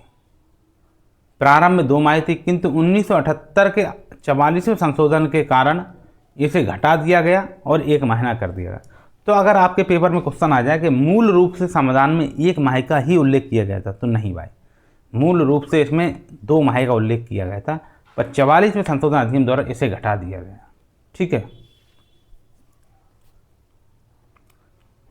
अब ये जो लिखा है कि संसद के दोनों सदनों द्वारा आपातकाल की उद्घोषणा जारी होने के 1 माह के भीतर अनुमोदित होना आवश्यक है, तो ये कहाँ पे लिखा है, ये बात मुझे बताइए। ये लिखा है आर्टिकल 352 के 4 में ये बात लिखा है। हर राष्ट्रीय आपातकाल की उद्घोषणा को संसद के दोनों सदनों द्वारा 1 माह के भीतर अनुमोदित किया जाना चाहिए। मतलब राष्ट्रपति ने जब आपातकाल की घोषणा की, अर्थात प्रोक्लेमेशन ऑफ इमरजेंसी की, तो वह स्वतः स्थायी नहीं होगी, बल्कि 1 माह तक अंतरिम प्रभाव में रहती है। अगर उस अवधि में संसद, लोकसभा और राज्यसभा दोनों उसकी पुष्टि कर देते हैं, उसे अप्रूवल दे देते हैं, और यदि उसकी अप्रूवल नहीं करते हैं तो वह स्वतः निरस्त भी हो जाएगी, अर्थात सीजेज टू ऑपरेट हो जाती है। ठीक है। तो राष्ट्रपति द्वारा घोषित आपातकाल को संसद की स्वीकृति कितने समय मिलनी चाहिए? 1 माह के भीतर मिलना चाहिए। अगर 1 माह के भीतर में नहीं मिली तो ऐसे अप्रूवल को सीजेज टू ऑपरेट अर्थात निरस्त किया जा सकता है, वो भी स्वतः निरस्त हो जाएगा, स्थायी नहीं होती। एक तो ये बात है, क्लियर हो गया। प्रारंभ में संसद द्वारा अनुमोदन के लिए दी गई समय सीमा 2 माह थी, किंतु 44वें संशोधन द्वारा इसे घटा दिया गया। ये कहाँ लिखा है? ये भी 352 के 4 में लिखा है। जो 1 माह की बात हो चाहे 2 माह की बात हो, ये 352 के 4 में लिखा है। 44वें अमेंडमेंट 1978 ने इसे घटाकर 1 महीना अर्थात 30 दिन कर दिया। लिखा है 30 दिन, लिखा है स्पष्ट। 1975 का दुरुपयोग, इमरजेंसी मिसयूज के बाद यह समय समय घटाई गई ताकि सरकार लंबे समय तक बिना संसद की अनुमति के आपातकाल लागू न रख सके। तो 44वें संशोधन का प्रमुख उद्देश्य क्या था? एग्जीक्यूटिव ओवररीच को रोकना, इसका मुख्य उद्देश्य था। ठीक है। अब हम आते हैं, यदि उद्घोषणा ऐसे समय में होती है जब लोकसभा विघटित हो गई हो, तब उद्घोषणा लोकसभा के पुनर्गठन के बाद पहली बैठक से 30 दिन तक जारी रहेगी, जबकि इस बीच राज्यसभा ने अनुमोदन कर दिया हो। ये बात है। मतलब उद्घोषणा ऐसे समय पर कर रहे हैं कि लोकसभा क्या हो गई, विघटित हो गई, तो अनुमति कौन देगा? लिखा है कि उद्घोषणा ऐसे समय में होती है, देखो लिखते हैं, उद्घोषणा ऐसे समय में होती है जब लोकसभा का विघटन हो गया अथवा लोकसभा का विघटन 1 माह के समय में बिना उद्घोषणा के अनुमोदन के हो गया। मतलब ऐसा हो, मान लो किसी ने इमरजेंसी घोषित कर दी, इमरजेंसी घोषित कर दी और लोकसभा का विघटन कर दिया, लोकसभा का विघटन कर दिया, तो क्या होगा?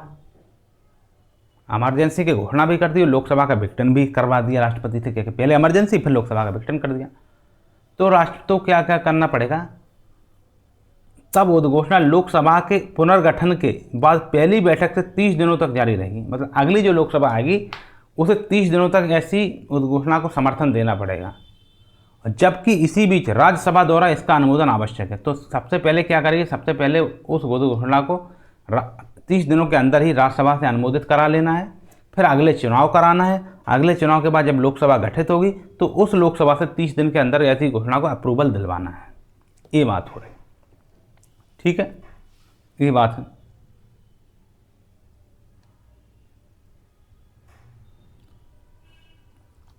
तो ये बात कहाँ लिखी? ये बात लिखी प्रोविजियो क्लॉज 352 के 4 में ही लिखा। अगर आपातकाल के समय लोकसभा विघटित हो अर्थात डिजॉल्व हो जाए, यानी अस्तित्व में नहीं रहे, तो आपातकाल राज्यसभा की स्वीकृति के बाद लोकसभा के नए गठन के बाद पहली बैठक से 30 दिन तक प्रभावी रहेगा।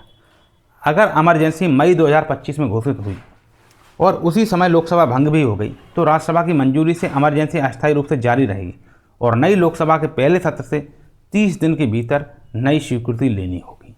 ये बात हो रही है। मतलब राज्यसभा की मंजूरी को काफ़ी नहीं है, इसके स्थायी प्रभाव के लिए लोकसभा का नया सदन भी 30 दिन में अनुमोदन करेगा, तभी इमरजेंसी जारी रहेगी। ये इतनी बात हो गई। अब चलते हैं आगे। यदि संसद के दोनों सदनों से इसका अनुमोदन हो गया तो आपातकाल 6 माह तक जारी रहेगा। अब यदि दोनों सदन अनुमोदित कर दिया तो आपातकाल 6 माह तक जारी रहेगा। ये कहाँ पे लिखा है? तो 6 माह तक लिखा है, तो 352 के 6 में तो नहीं होगा, 352 के 5 में ये बात लिखी है। 352 के 5 में ये बात लिखा है। यदि संसद दोनों सदनों से इसका अनुमोदन हो गया तो आपातकाल 6 माह तक जारी रहेगा। मतलब संसद की स्वीकृति के बाद इमरजेंसी 6 महीने तक वैध रहती है। इस अवधि के बाद इसे बढ़ाने के लिए फिर से दोनों सदनों से विशेष बहुमत द्वारा मंजूरी आवश्यक है। अगर फिर से बढ़ाना है आपको तो फिर दोनों सदनों से मंजूरी लो। मतलब duration of national emergency once approved by parliament, तो 6 months, expendable by special majority every 6 months. Expendable कैसे होगी? स्पेशल मेजोरिटी से होगा, ठीक है। तो ड्यूरेशन ऑफ नेशनल इमरजेंसी के दौरान वंस अप्रूव्ड बाय पार्लियामेंट, तो 6 मंथ आंसर है इसका, और expendable by special majority every 6 months, ठीक है, ये बात है। अब हम आगे चलते हैं। यदि संसद दोनों सदनों में इसका अनुमोदन हो गया हो तो आपातकाल 6 माह तक जारी रहेगा। ये लिखा है 6 माह तक जारी रहेगा और प्रत्येक 6 माह में संसद का अनुमोदन इसे अनंत काल तक बढ़ा सकता है। अगर हर 6 माह में अगर अनुमोदन मिलता रहे तो आज तक भी इमरजेंसी जारी रह सकती है, ठीक है, 1975 से आज तक भी, मतलब अनंत काल तक चलेगा। ये बात है। अब ये जो 6 महीने वाली बात है ये कहाँ पे लिखा है? ये 352 के 5 में लिखा है, जैसे कि आपको बताया है। मतलब इमरजेंसी की कोई मैक्सिमम लिमिट नहीं होती है। यदि हर 6 महीने के भीतर पर संसद इसे बहुमत से पुनः अनुमोदित करती रहे तो इमरजेंसी अनिश्चित काल के लिए इंडेफिनाइट पीरियड तक चल सकती है, ठीक है, ये बात हो गई। और रही बात इसकी आवधिक संसदीय अनुमोदन का, यह प्रावधान भी 44वें संशोधन 1978 के माध्यम से जुड़ा। मतलब आवधिक संसदीय अनुमोदन मतलब हर 6 महीने में संसद का अनुमोदन चाहिए। ये 44वें संशोधन 1978 के माध्यम से जुड़ा। पहले इमरजेंसी एक बार पास हो गई, यदि संसद ने एक बार पास कर दी तो अनिश्चित काल तक चल सकती थी। और पास कैसे होगी? विशेष बहुमत से पास होती थी, ठीक है। लेकिन 44वें संशोधन 1978 ने ये नियम बना दिया कि हर 6 महीने पर संसद पुनः स्वीकृति आवश्यक है, अर्थात पीरियोडिक अप्रूवल आवश्यक है। संसद की पुनः स्वीकृति आवश्यक है और हर 6 महीने पे। ये 44 संशोधन 1978 ने बनाया। मतलब अब कोई भी सरकार इमरजेंसी को बिना समीक्षा के लंबा नहीं चला सकती, खींच नहीं सकती। MPPSC 2019 में क्वेश्चन आया था, विच amendment introduced periodic parliamentary approval for national emergency. मतलब कौन से अमेंडमेंट ने इंट्रोड्यूस की थी periodic parliamentary approval for national emergency, राष्ट्रपति के लिए? तो इसका आंसर था 44वां अमेंडमेंट एक्ट 1978, ठीक है, ये बात हो गई। अब ये आते हैं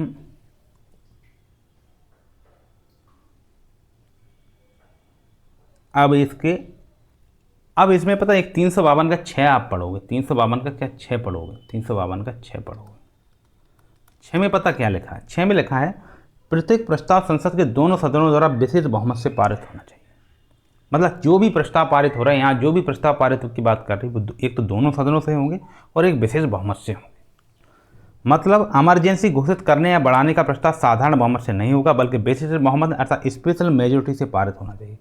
यहाँ विशेष बहुमत का अर्थ है संसद के कुल सदस्यों का बहुमत, एब्सोल्यूट मेजोरिटी, और उपस्थित एवं मतदान करने वाले सदस्यों को 2/3 बहुमत। 44वें संशोधन से पहले साधारण बहुमत पर्याप्त था, अब इसे स्पेशल मेजोरिटी से पारित करना जरूरी है। ये भी 44वें से। 44वें संशोधन से पहले होता था साधारण बहुमत से, अब 44वें के बाद होगा स्पेशल मेजोरिटी से, अर्थात दोनों सदस्यों का बहुमत और उपस्थित मतदान करने वालों को 2/3 मेजोरिटी, अर्थात एब्सोल्यूट मेजोरिटी और 2/3 मेजोरिटी। दो प्रकार की मेजोरिटी, एक तो एब्सोल्यूट होती है, एक 2/3।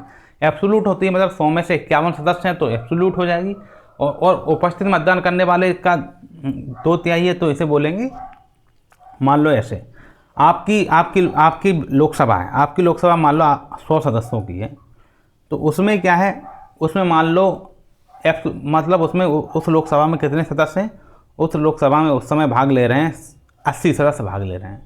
80 में से 51 सदस्य यदि पारित कर देंगे तो वो हो जाएगा एब्सोल्यूट मेजोरिटी, क्योंकि सदन 100 सदस्यों का है और हैं उपस्थित अभी 80 हैं, लेकिन जो 80 हैं उनका 2/3 होना चाहिए। 80 का 2/3 कितना होगा? 80 का 2/3 होगा कितना, जोड़ दीजिए, 3 का भाग दीजिए, 27 से 54 सदस्य, 54 सदस्य होना चाहिए। 51 सदस्य से काम नहीं चलेगा। मतलब मेरा कहने का मतलब है, चीज़ें समझिए आप, ये आप कई लोग कन्फ्यूज, नए लड़के खासकर कन्फ्यूज होते हैं। 100 सदस्यों का सदन है, 100 सदस्यों का सदन है, लोकसभा 100 सदस्यों की है टोटल। अभी हम मान के चले, वास्तविक 545 की है, पर 100 का हम मान के चल रहे हैं। 100 का है तो इसमें पता है एब्सोल्यूट मेजोरिटी का मतलब है 51 सदस्य यदि आपका मतलब प्रस्ताव पारित कर दें तो हो जाएगी एब्सोल्यूट मेजोरिटी। लेकिन 2/3 मेजोरिटी के लिए क्या होता है, उपस्थित मतदान करने वालों को 2/3 होना चाहिए, 2/3 होना चाहिए। और 2/3 कितना है, मान लो 80 सदस्य उसमें वोटिंग कर रहा है, 80 सदस्य वोटिंग कर रहे हैं, उसका 2/3 होगा 53 या 54 2/3 होगा। लेकिन आपके समर्थन में अभी 51 ही सदस्य हैं, तो आपको चाहिए 53 सदस्य पास कराने के लिए, तो आपका पास नहीं होंगे, आप फेल हो जाएंगे। एब्सोल्यूट मेजोरिटी से तो आप पास हो गए, लेकिन 2/3 मेजोरिटी से आप फेल हो जाएंगे। एक दूसरा फेल कैसे होते हैं, दूसरा फेल ऐसे हो जाएंगे, मान लो एक सदन है, उसमें क्या है 100 सदस्यों का सदन है, 60 सदस्य उपस्थित हैं, 60 सदस्य वोटिंग कर रहे हैं 60 सदस्य, ठीक है, वोटिंग 60 सदस्य कर रहे हैं। उसमें से 60 सदस्यों का 2/3 आपको 2/3 हो जाएगा 40 ने आपके समर्थन में वोट किया। लेकिन 2/3 अभी इतना नहीं हुआ कि ये 51 हो जाए, तो 51 नहीं होगा तो आप इससे एब्सोल्यूट मेजोरिटी से फेल हो जाएंगे, जबकि 2/3 मेजोरिटी से पास हो जाएंगे। पूर्ण रूप से पास होने के लिए आपको क्या करना चाहिए, मिनिमम 51 सदस्य तो आपके पास होना चाहिए, फिर उपस्थित और मतदान करने वालों का 2/3 भी होना चाहिए। मतलब यही है कि आपके पास इतने सदस्य होना चाहिए कि आप 51 तो लाएं और उपस्थित और मतदान करने वाले का 2/3 हो जाए।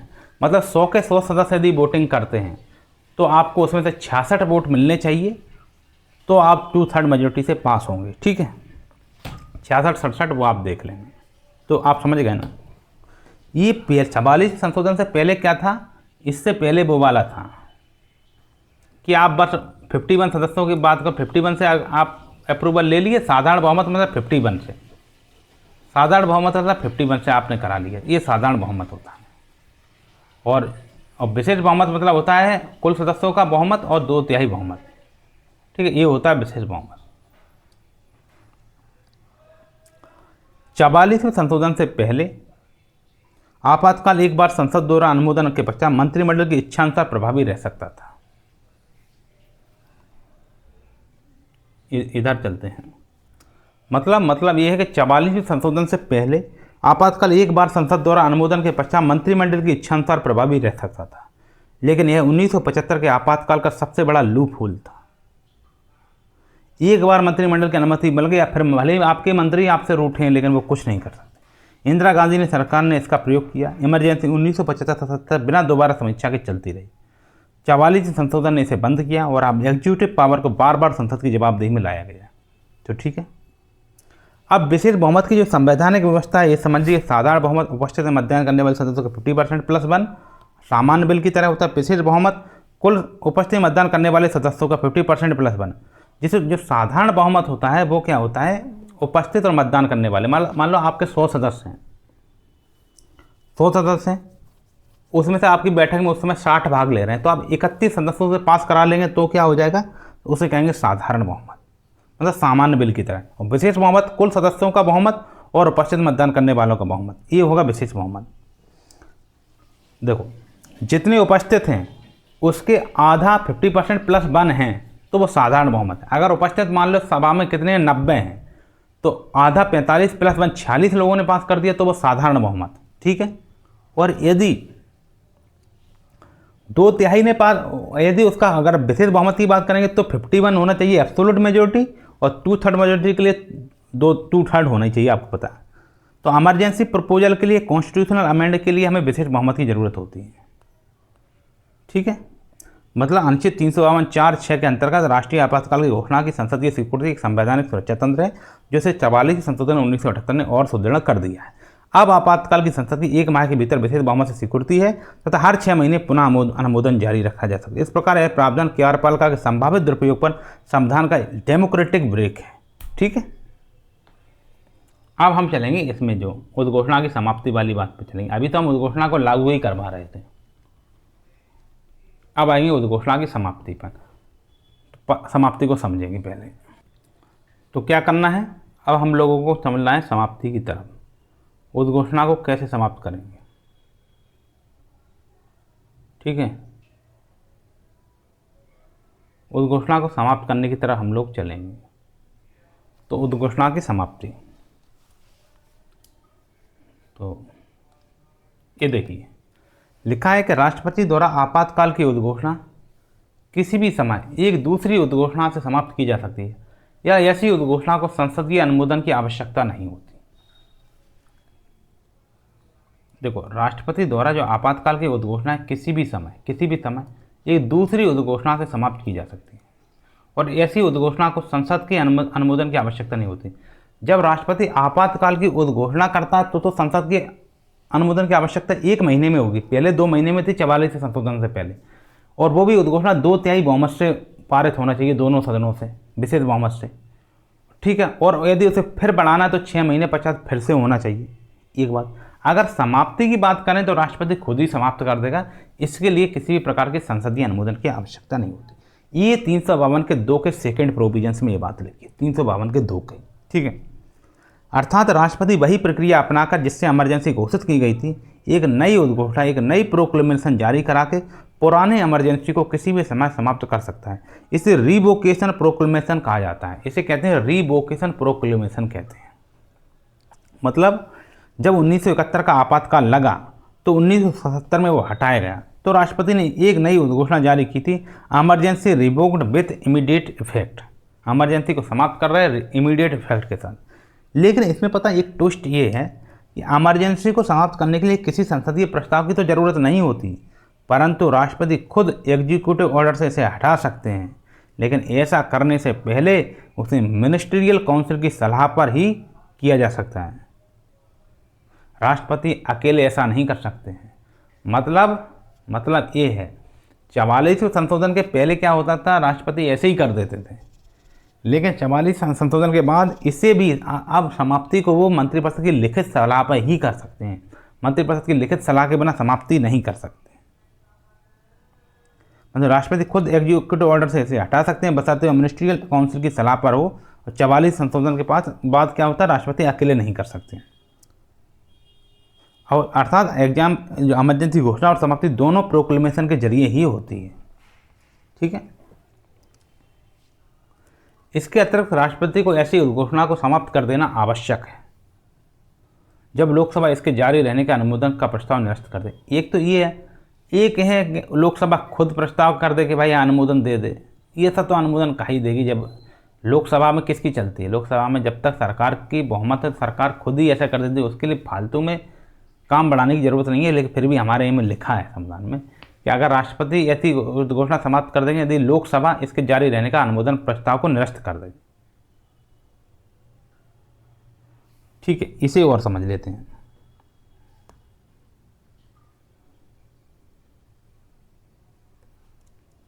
देखो इसमें पता क्या है, इसमें ये बात है कि राष्ट्रपति को यदि उस घोषणा समाप्त करने आवश्यक है तो लोकसभा इस भी इसे जारी रखकर अनुमोदन प्रस्ताव दे सकती है। पर ऐसी बात हम लोग क्यों कर रहे हैं कि राष्ट्रपति ऐसी उस घोषणा, ये लोकसभा वाली बात ये क्यों लिखा है, जो लोकसभा वाली बात है ये क्यों लिखा है? अच्छा, तो फिर पता इसमें पता क्या क्या हिडन चीज़ें हैं। हालांकि लक्ष्मीकांत हमारी बहुत हिडन चीज़ों को दूर करती है, जो छुपी हुई चीज़ें हैं लोग अमूमन नहीं जानते, लक्ष्मीकांत उन्हें दूर कर देती है। जैसे कि 352 के 2 में लिखा है, ये 352 का 2 है, ये 44 संशोधन 1978 के माध्यम से जोड़ा गया है कि अगर लोकसभा एक प्रस्ताव पारित कर देती है कि इमरजेंसी समाप्त होना चाहिए तो राष्ट्रपति पर संवैधानिक बाध्यता है कि वह उसे तुरंत समाप्त करे। इसके लिए ये जोड़ा गया, जब लोकसभा इसके जारी रहने के अनुमोदन का प्रस्ताव निरस्त कर दे तो यह सुरक्षा उपाय भी 1978 के 44 संशोधन अधिनियम द्वारा पेश किया गया था। संशोधन से पहले राष्ट्रपति किसी उद्घोषणा को अपने विवेक से समाप्त कर सकता था तथा लोकसभा के संदर्भ में कोई नियंत्रण नहीं था, लोकसभा का नियंत्रण नहीं था, केवल राष्ट्रपति के विवेक से था। इसका मतलब ये है 44वें संशोधन से पहले राष्ट्रपति चाहे तो मानेंगे चाहे नहीं मानेंगे, वह पूरी तरीके से राष्ट्रपति के विवेक अधिकार पर निर्भर था, प्योर डिस्क्रेशनरी पावर थी। अब 44वें संशोधन के माध्यम से इसमें सेल शब्द के प्रयोग से मैंडेटरी ड्यूटी बना दिया। इसमें क्या इंग्लिश में लिखा है कि सेल शब्द आ जाएगा। ये कैसे होगा, ये अनिवार्य हो गया कि लोकसभा की बात को किन्हें, राष्ट्रपति को मानना ही पड़ेगी। ठीक है, इस तरीके की बात है। अब कौन सा ये वाली जो बात है कि लोकसभा का ही क्यों, राज्यसभा क्यों नहीं कर सकती ऐसा, बताइए। अब लोग कौन सा सदन इमरजेंसी समाप्त करने का प्रस्ताव पारित कर सकता है ये बताइए, राज्यसभा क्यों नहीं कर सकती? उसका कारण है क्योंकि जनता के प्रति जवाबदेही सीधे लोकसभा की है, राज्यसभा की नहीं। अनुच्छेद 75 के तहत सामूहिक रूप से उत्तरदायित्व की बात है वो लोकसभा के प्रति है, और लोकसभा पब्लिक लोगों की सभा है, जबकि राज्यसभा राज्यों की सभा है, वो राज्यों का प्रतिनिधित्व करती है, लोकसभा लोगों का प्रतिनिधित्व करती है।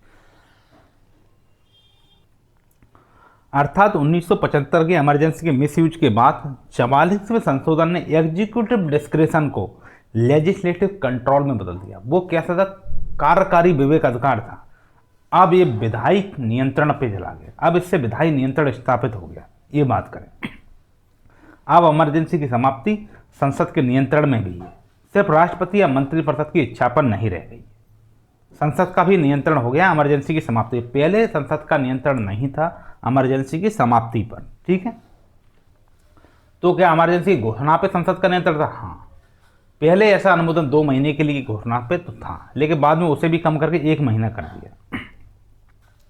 तो 44वां amendment is called democracy restoration amendment. तो ये डेमोक्रेसी को रिस्टोर करने वाला अमेंडमेंट है। इसका यह प्रावधान उसका सर्वोत्तम उदाहरण मान सकते हैं। आप कहोगे कि इस तरीके से हमने डेमोक्रेसी को रिस्टोर किया है, एग्जीक्यूटिव डिस्क्रेशनरी को हमने लेजिस्लेटिव कंट्रोल में बदल दिया है। ठीक है, संशोधन से पहले राष्ट्रपति किसी घोषणा को अपने विवेक से समाप्त कर सकता था तथा लोकसभा का इस संदर्भ में कोई नियंत्रण नहीं था। मतलब 1975 के पहले संविधान में यह नहीं लिखा था कि लोकसभा एक प्रस्ताव पारित कर सकती है। इससे इमरजेंसी के दौरान प्रधानमंत्री या मंत्रिपरिषद की इच्छा ही सर्वोच्च थी। इमरजेंसी के दौरान किसी पीएम की और मंत्रिपरिषद की इच्छा ही सर्वोच्च इच्छा थी। संशोधन से पहले राष्ट्रपति किसी घोषणा का अपने विवेक से समाप्त करने तथा लोकसभा के संदर्भ में कोई नियंत्रण नहीं था। स्पष्ट लिखा है, कोई नियंत्रण नहीं था। ये यहाँ आपको दिख नहीं रहा होगा, मैं दिखा दूँ, ये लिखा है, कोई नियंत्रण नहीं था। ठीक है,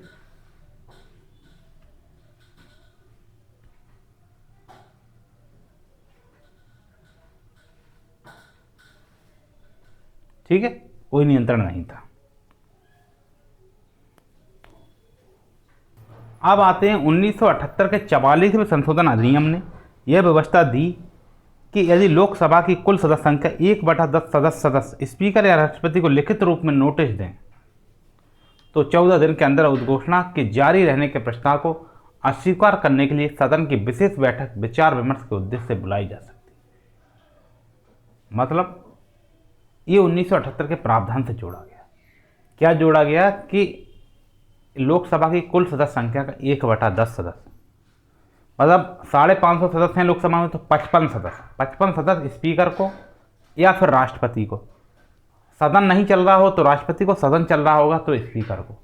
लिखित रूप से नोटिस दें तो 14 दिन के अंदर उद्घोषणा के जारी रहने के प्रस्ताव को अस्वीकार करने के लिए सदन की विशेष बैठक या विचार विमर्श के उद्देश्य से बुलाई जा सकती है। मतलब ये राष्ट्रपति ने उद्घोषणा कर दी आपातकाल की, लोकसभा अपने एक बैठक 55 सदस्य राष्ट्रपति को या फिर किसे स्पीकर, सदन चल रहा होगा तो स्पीकर को अगर इस प्रकार का नोटिस दे दे, मान लीजिए मैं आपको प्रैक्टिकली समझाता हूँ, प्रैक्टिकली ऐसे बात करना है। मान लो अभी मोदी सरकार है, मोदी सरकार घोषणा कर देती है किसकी, इमरजेंसी घोषणा कर देती है, तो अब क्या विपक्षी दलों के 55 सदस्य, कांग्रेस और समाजवादी पार्टी के 55 सदस्य भारत के राष्ट्रपति को, सदन नहीं चल रहा हो तो भारत के राष्ट्रपति को एक लिखित रूप में नोटिस दे दें।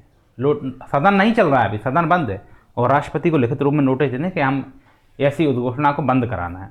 तो फिर क्या 14 दिन के अंदर अंदर राष्ट्रपति आदेश के माध्यम से सदन को बुलाएंगे और फिर वहाँ विचार विमर्श होगा, जो भी कार्रवाई होगी, भले ही वो उनके सदस्य संख्या कम हो, लेकिन उनके पास इतने सदस्य 55 सदस्य हों तो सदन को तो बुलवा सकते हैं, इतना काम वो कर सकते हैं। आर्टिकल 352 का 8 इंसर्टेड बाय 44वें अमेंडमेंट, 352 का 8 ये पढ़ना। अगर लोकसभा की कम से कम 10% सदस्य लिखित रूप में, स्पीकर जब सदन चल रहा हो, नहीं चल रहा हो तो राष्ट्रपति, जब नहीं चल रहा हो तभी ज़्यादा देते हैं, चल रहा हो तो स्पीकर को देते हैं, को कहें कि इमरजेंसी जारी रहने का प्रस्ताव पर चर्चा होनी चाहिए तो सरकार के 14 दिनों के अंदर एक विशेष बैठक बुलाने के लिए बाध्य है। सरकार विशेष बैठक बुलाने के लिए बाध्य है। मान लो इमरजेंसी चल रही है और विपक्ष कहता है कि अब इसकी ज़रूरत नहीं है, तो केवल 55 सांसद लिख कर दे देंगे तो सरकार को 14 दिनों में बैठक बुलानी ही पड़ेगी। तो what minimum number of Lok Sabha members can force a special session to review emergency, तो 1/10 ऑफ टोटल मेंबर्स। इसका आंसर है 55। ठीक है, अब 14 दिन के अंदर उद्घोषणा जारी रहने के प्रस्ताव को अस्वीकार करने के लिए सदन की विशेष बैठक विचार विमर्श के उद्देश्य से बुलाई जा सकती है। इसका मतलब यह एक प्रकार का लोकसभा द्वारा इमरजेंसी रिव्यू मैकेनिज्म है। यह प्रावधान यह सुनिश्चित करता है कि इमरजेंसी के दौरान भी संसद सुप्रीम बॉडी बनी रहेगी, संसद बनी रहेगी। ये प्रावधान से आप बता सकते हैं। यह प्रावधान लोकतंत्र के लिए एक सेफ्टी वॉल्व की तरह कार्य कर रहा है। अगर सरकार मेजोरिटी लूज कर दे तो इमरजेंसी तुरंत खत्म भी हो सकती है। ठीक है, सरकार की मेजोरिटी चली जाए तो इमरजेंसी खत्म हो जाएगी। ऐसा नहीं हो एक बार मेजोरिटी में आ गए और तुमने क्या कर दिया, वो कर दिया, आपातकाल की घोषणा कर दी, फिर तुम्हारे अपने मंत्री, तुम्हारे अपने सांसद तुमसे नाराज हैं, कोई तुम्हारे समर्थन में नहीं, फिर भी तुम इमरजेंसी को ढकेले जा रहे हैं, ऐसा नहीं हो सकता। 55 सदस्य राष्ट्रपति से बोलेंगे और राष्ट्रपति तुरंत सदन को बुलाएगा, उस पर कार्रवाई होगी, और कार्रवाई के बाद में अगर उनके पास बहुमत सिद्ध नहीं हुआ तो इमरजेंसी तुरंत वहीं खत्म हो जाएगी। ठीक है, अब तो इसे है, अब इसे और पढ़ते हैं हम लोग। उद्घोषणा को अस्वीकार करने का प्रस्ताव, अब ये क्या है, ये है ये वाला नीचे दिखा रहा है। उद्घोषणा को अस्वीकार करने का प्रस्ताव उद्घोषणा के जारी रहने के अनुमोदन के प्रस्ताव से निम्न दो तरह से भिन्न होता है। पहला केवल लोकसभा से ही पारित होना आवश्यक है, जबकि दूसरे को संसद के दोनों सदनों से पारित होने की आवश्यकता है। ठीक है, और दूसरा, पहले को केवल साधारण बहुमत से स्वीकार किया जाता है, जबकि दूसरे को विशेष बहुमत से स्वीकार किया जाता है। उद्घोषणा को अस्वीकार करने का प्रस्ताव उद्घोषणा के जारी रहने के अनुमोदन के प्रस्ताव से दो तरह से बनता है। मतलब यदि हमें उद्घोषणा को अस्वीकार करना होगा तो लोकसभा से ही पारित करा लेंगे, चल जाएगा, लेकिन उद्घोषणा को यदि कंटिन्यू करना है तो फिर दोनों सदनों से पारित कराइए, एक बात। और जो हमें यदि समाप्त करना है तो लोकसभा के साधारण बहुमत से, मतलब लोकसभा में उस समय 200 सदस्य थे तो 101 सदस्य कह देंगे ठीक है हो जाए, लेकिन उसे कंटिन्यू करना है तो विशेष बहुमत से। तो 545 सदस्य टोटल हमारी लोकसभा में, उसके 2/3 बहुमत से, 545 मतलब उसका 545 का आधा 273 प्लस उपस्थित मतदान करने वाले उसके 2/3 बहुमत से ही कंटिन्यू कर सकते। ये बात इसमें लिखा है। ठीक है, अब ये जो बात, ये मैंने जो दो बातें, इनका कानूनी आधार क्या है? इनका कानूनी आधार अलग अलग है। तो 352 में ही ये बात है, तो 352 में ये जो बात है ना, देखो 352 में है, तो 352 के 6 में लिखी है कि उद्घोषणा को आपको जारी रखना है, तो 352 का 6 है। 352 का 6, यदि जारी रखना है तो 352 का 6, और यदि उद्घोषणा को बंद करना है, समाप्त करना है तो 352 का 8, 352 का 2 और 352 का 8, 352 का 2 और 352 के 8 में उद्घोषणा को मतलब बंद करने की बात होती है। और इनका उद्देश्य क्या है? एक भाई ऐसा क्यों किया गया है कि संसद के दोनों सदन, लोकसभा राज्यसभा रहेंगे और 2/3 बहुमत प्लस एब्सोल्यूट मेजोरिटी रहेगी, क्योंकि हमें इमरजेंसी जारी रखना चाहते हैं, हम आपातकाल को बनाए रखना चाहते हैं, इसलिए हमें ज़्यादा सदन की ज़रूरत होगी, हमें ज़्यादा बहुमत की ज़रूरत होगी। और 352 के 6 में लिखा है। लेकिन हम उद्घोषणा को स्वीकार करना चाहते हैं, रिवोकेशन बाय लोकसभा करना चाहते हैं, अतः लोकसभा के माध्यम से उद्घोषणा को अस्वीकार करना चाहते हैं तो साधारण बहुमत की ज़रूरत होगी, 50% ऑफ प्रेजेंट एंड वोटिंग की ज़रूरत होगी, क्योंकि अब हम सामान्य लोकतंत्र को बहाल करना चाहते हैं, हम इमरजेंसी को समाप्त करना चाहते हैं, इसलिए विशेष बहुमत की ज़रूरत नहीं होगी। सामान्य लोकतंत्र को बहाल करने के लिए सामान्य बहुमत की ज़रूरत होगी। ठीक है, क्योंकि इमरजेंसी लगाना मुश्किल है पर हटाना उससे आसान है। लोकतंत्र में नॉर्मलेसी बराबर डिफॉल्ट स्टेट होना चाहिए। ठीक है। अरे यूपीएससी में क्वेश्चन आया था, which articles empowers Lok Sabha to disapprove continuation of national emergency. तो कौन से आर्टिकल से? तो यूपीएससी प्री 2021 का क्वेश्चन, उसमें लिखा 352 का 2 अनुच्छेद की बात हो रही, और वो भी 44 में अमेंडमेंट से जोड़ा गया था। ठीक, ये बात अपन को ध्यान रखना है, आर्टिकल्स भी पता होना चाहिए। और what fraction of Lok Sabha members can demand a special sitting of for emergency review, ये एमपीपीएससी 2020 का क्वेश्चन है। इसका आंसर है कि 1/10 मेंबर्स के अगर वो कर दे तो स्पेशल सिटिंग के लिए इमरजेंसी को रिव्यू किया जा सकता है। और वो ये इसका संबंधित अनुच्छेद है 352 का 8। ठीक है, 352 का 8 अनुच्छेद 352(2) और 352(8) के अंतर्गत 44 संशोधन 1978 ने यह सुनिश्चित किया कि आपातकाल की समाप्ति भी उतनी ही लोकतांत्रिक प्रक्रिया से है जितनी उसकी घोषणा से है। अब राष्ट्रपति इसे समाप्त करने के लिए लोकसभा के प्रस्ताव का पालन करने के लिए बाध्य है और मात्र 1/10 सदस्यों की मांग पर भी इमरजेंसी की समीक्षा हो सकती है। इस प्रकार यह प्रावधान एग्जीक्यूटिव पावर पर लेजिस्लेटिव सुप्रीमेसी का सर्वोत्तम उदाहरण है। तो अगले वीडियो में हम पढ़ेंगे राष्ट्रीय आपातकाल के कैसे क्या प्रभाव होते हैं। उन प्रभाव को काफ़ी गहराई से हम लोगों को समझना पड़ेगा। इसके लिए अगले वीडियो में हम अगले पार्ट में चलेंगे। ठीक है, धन्यवाद।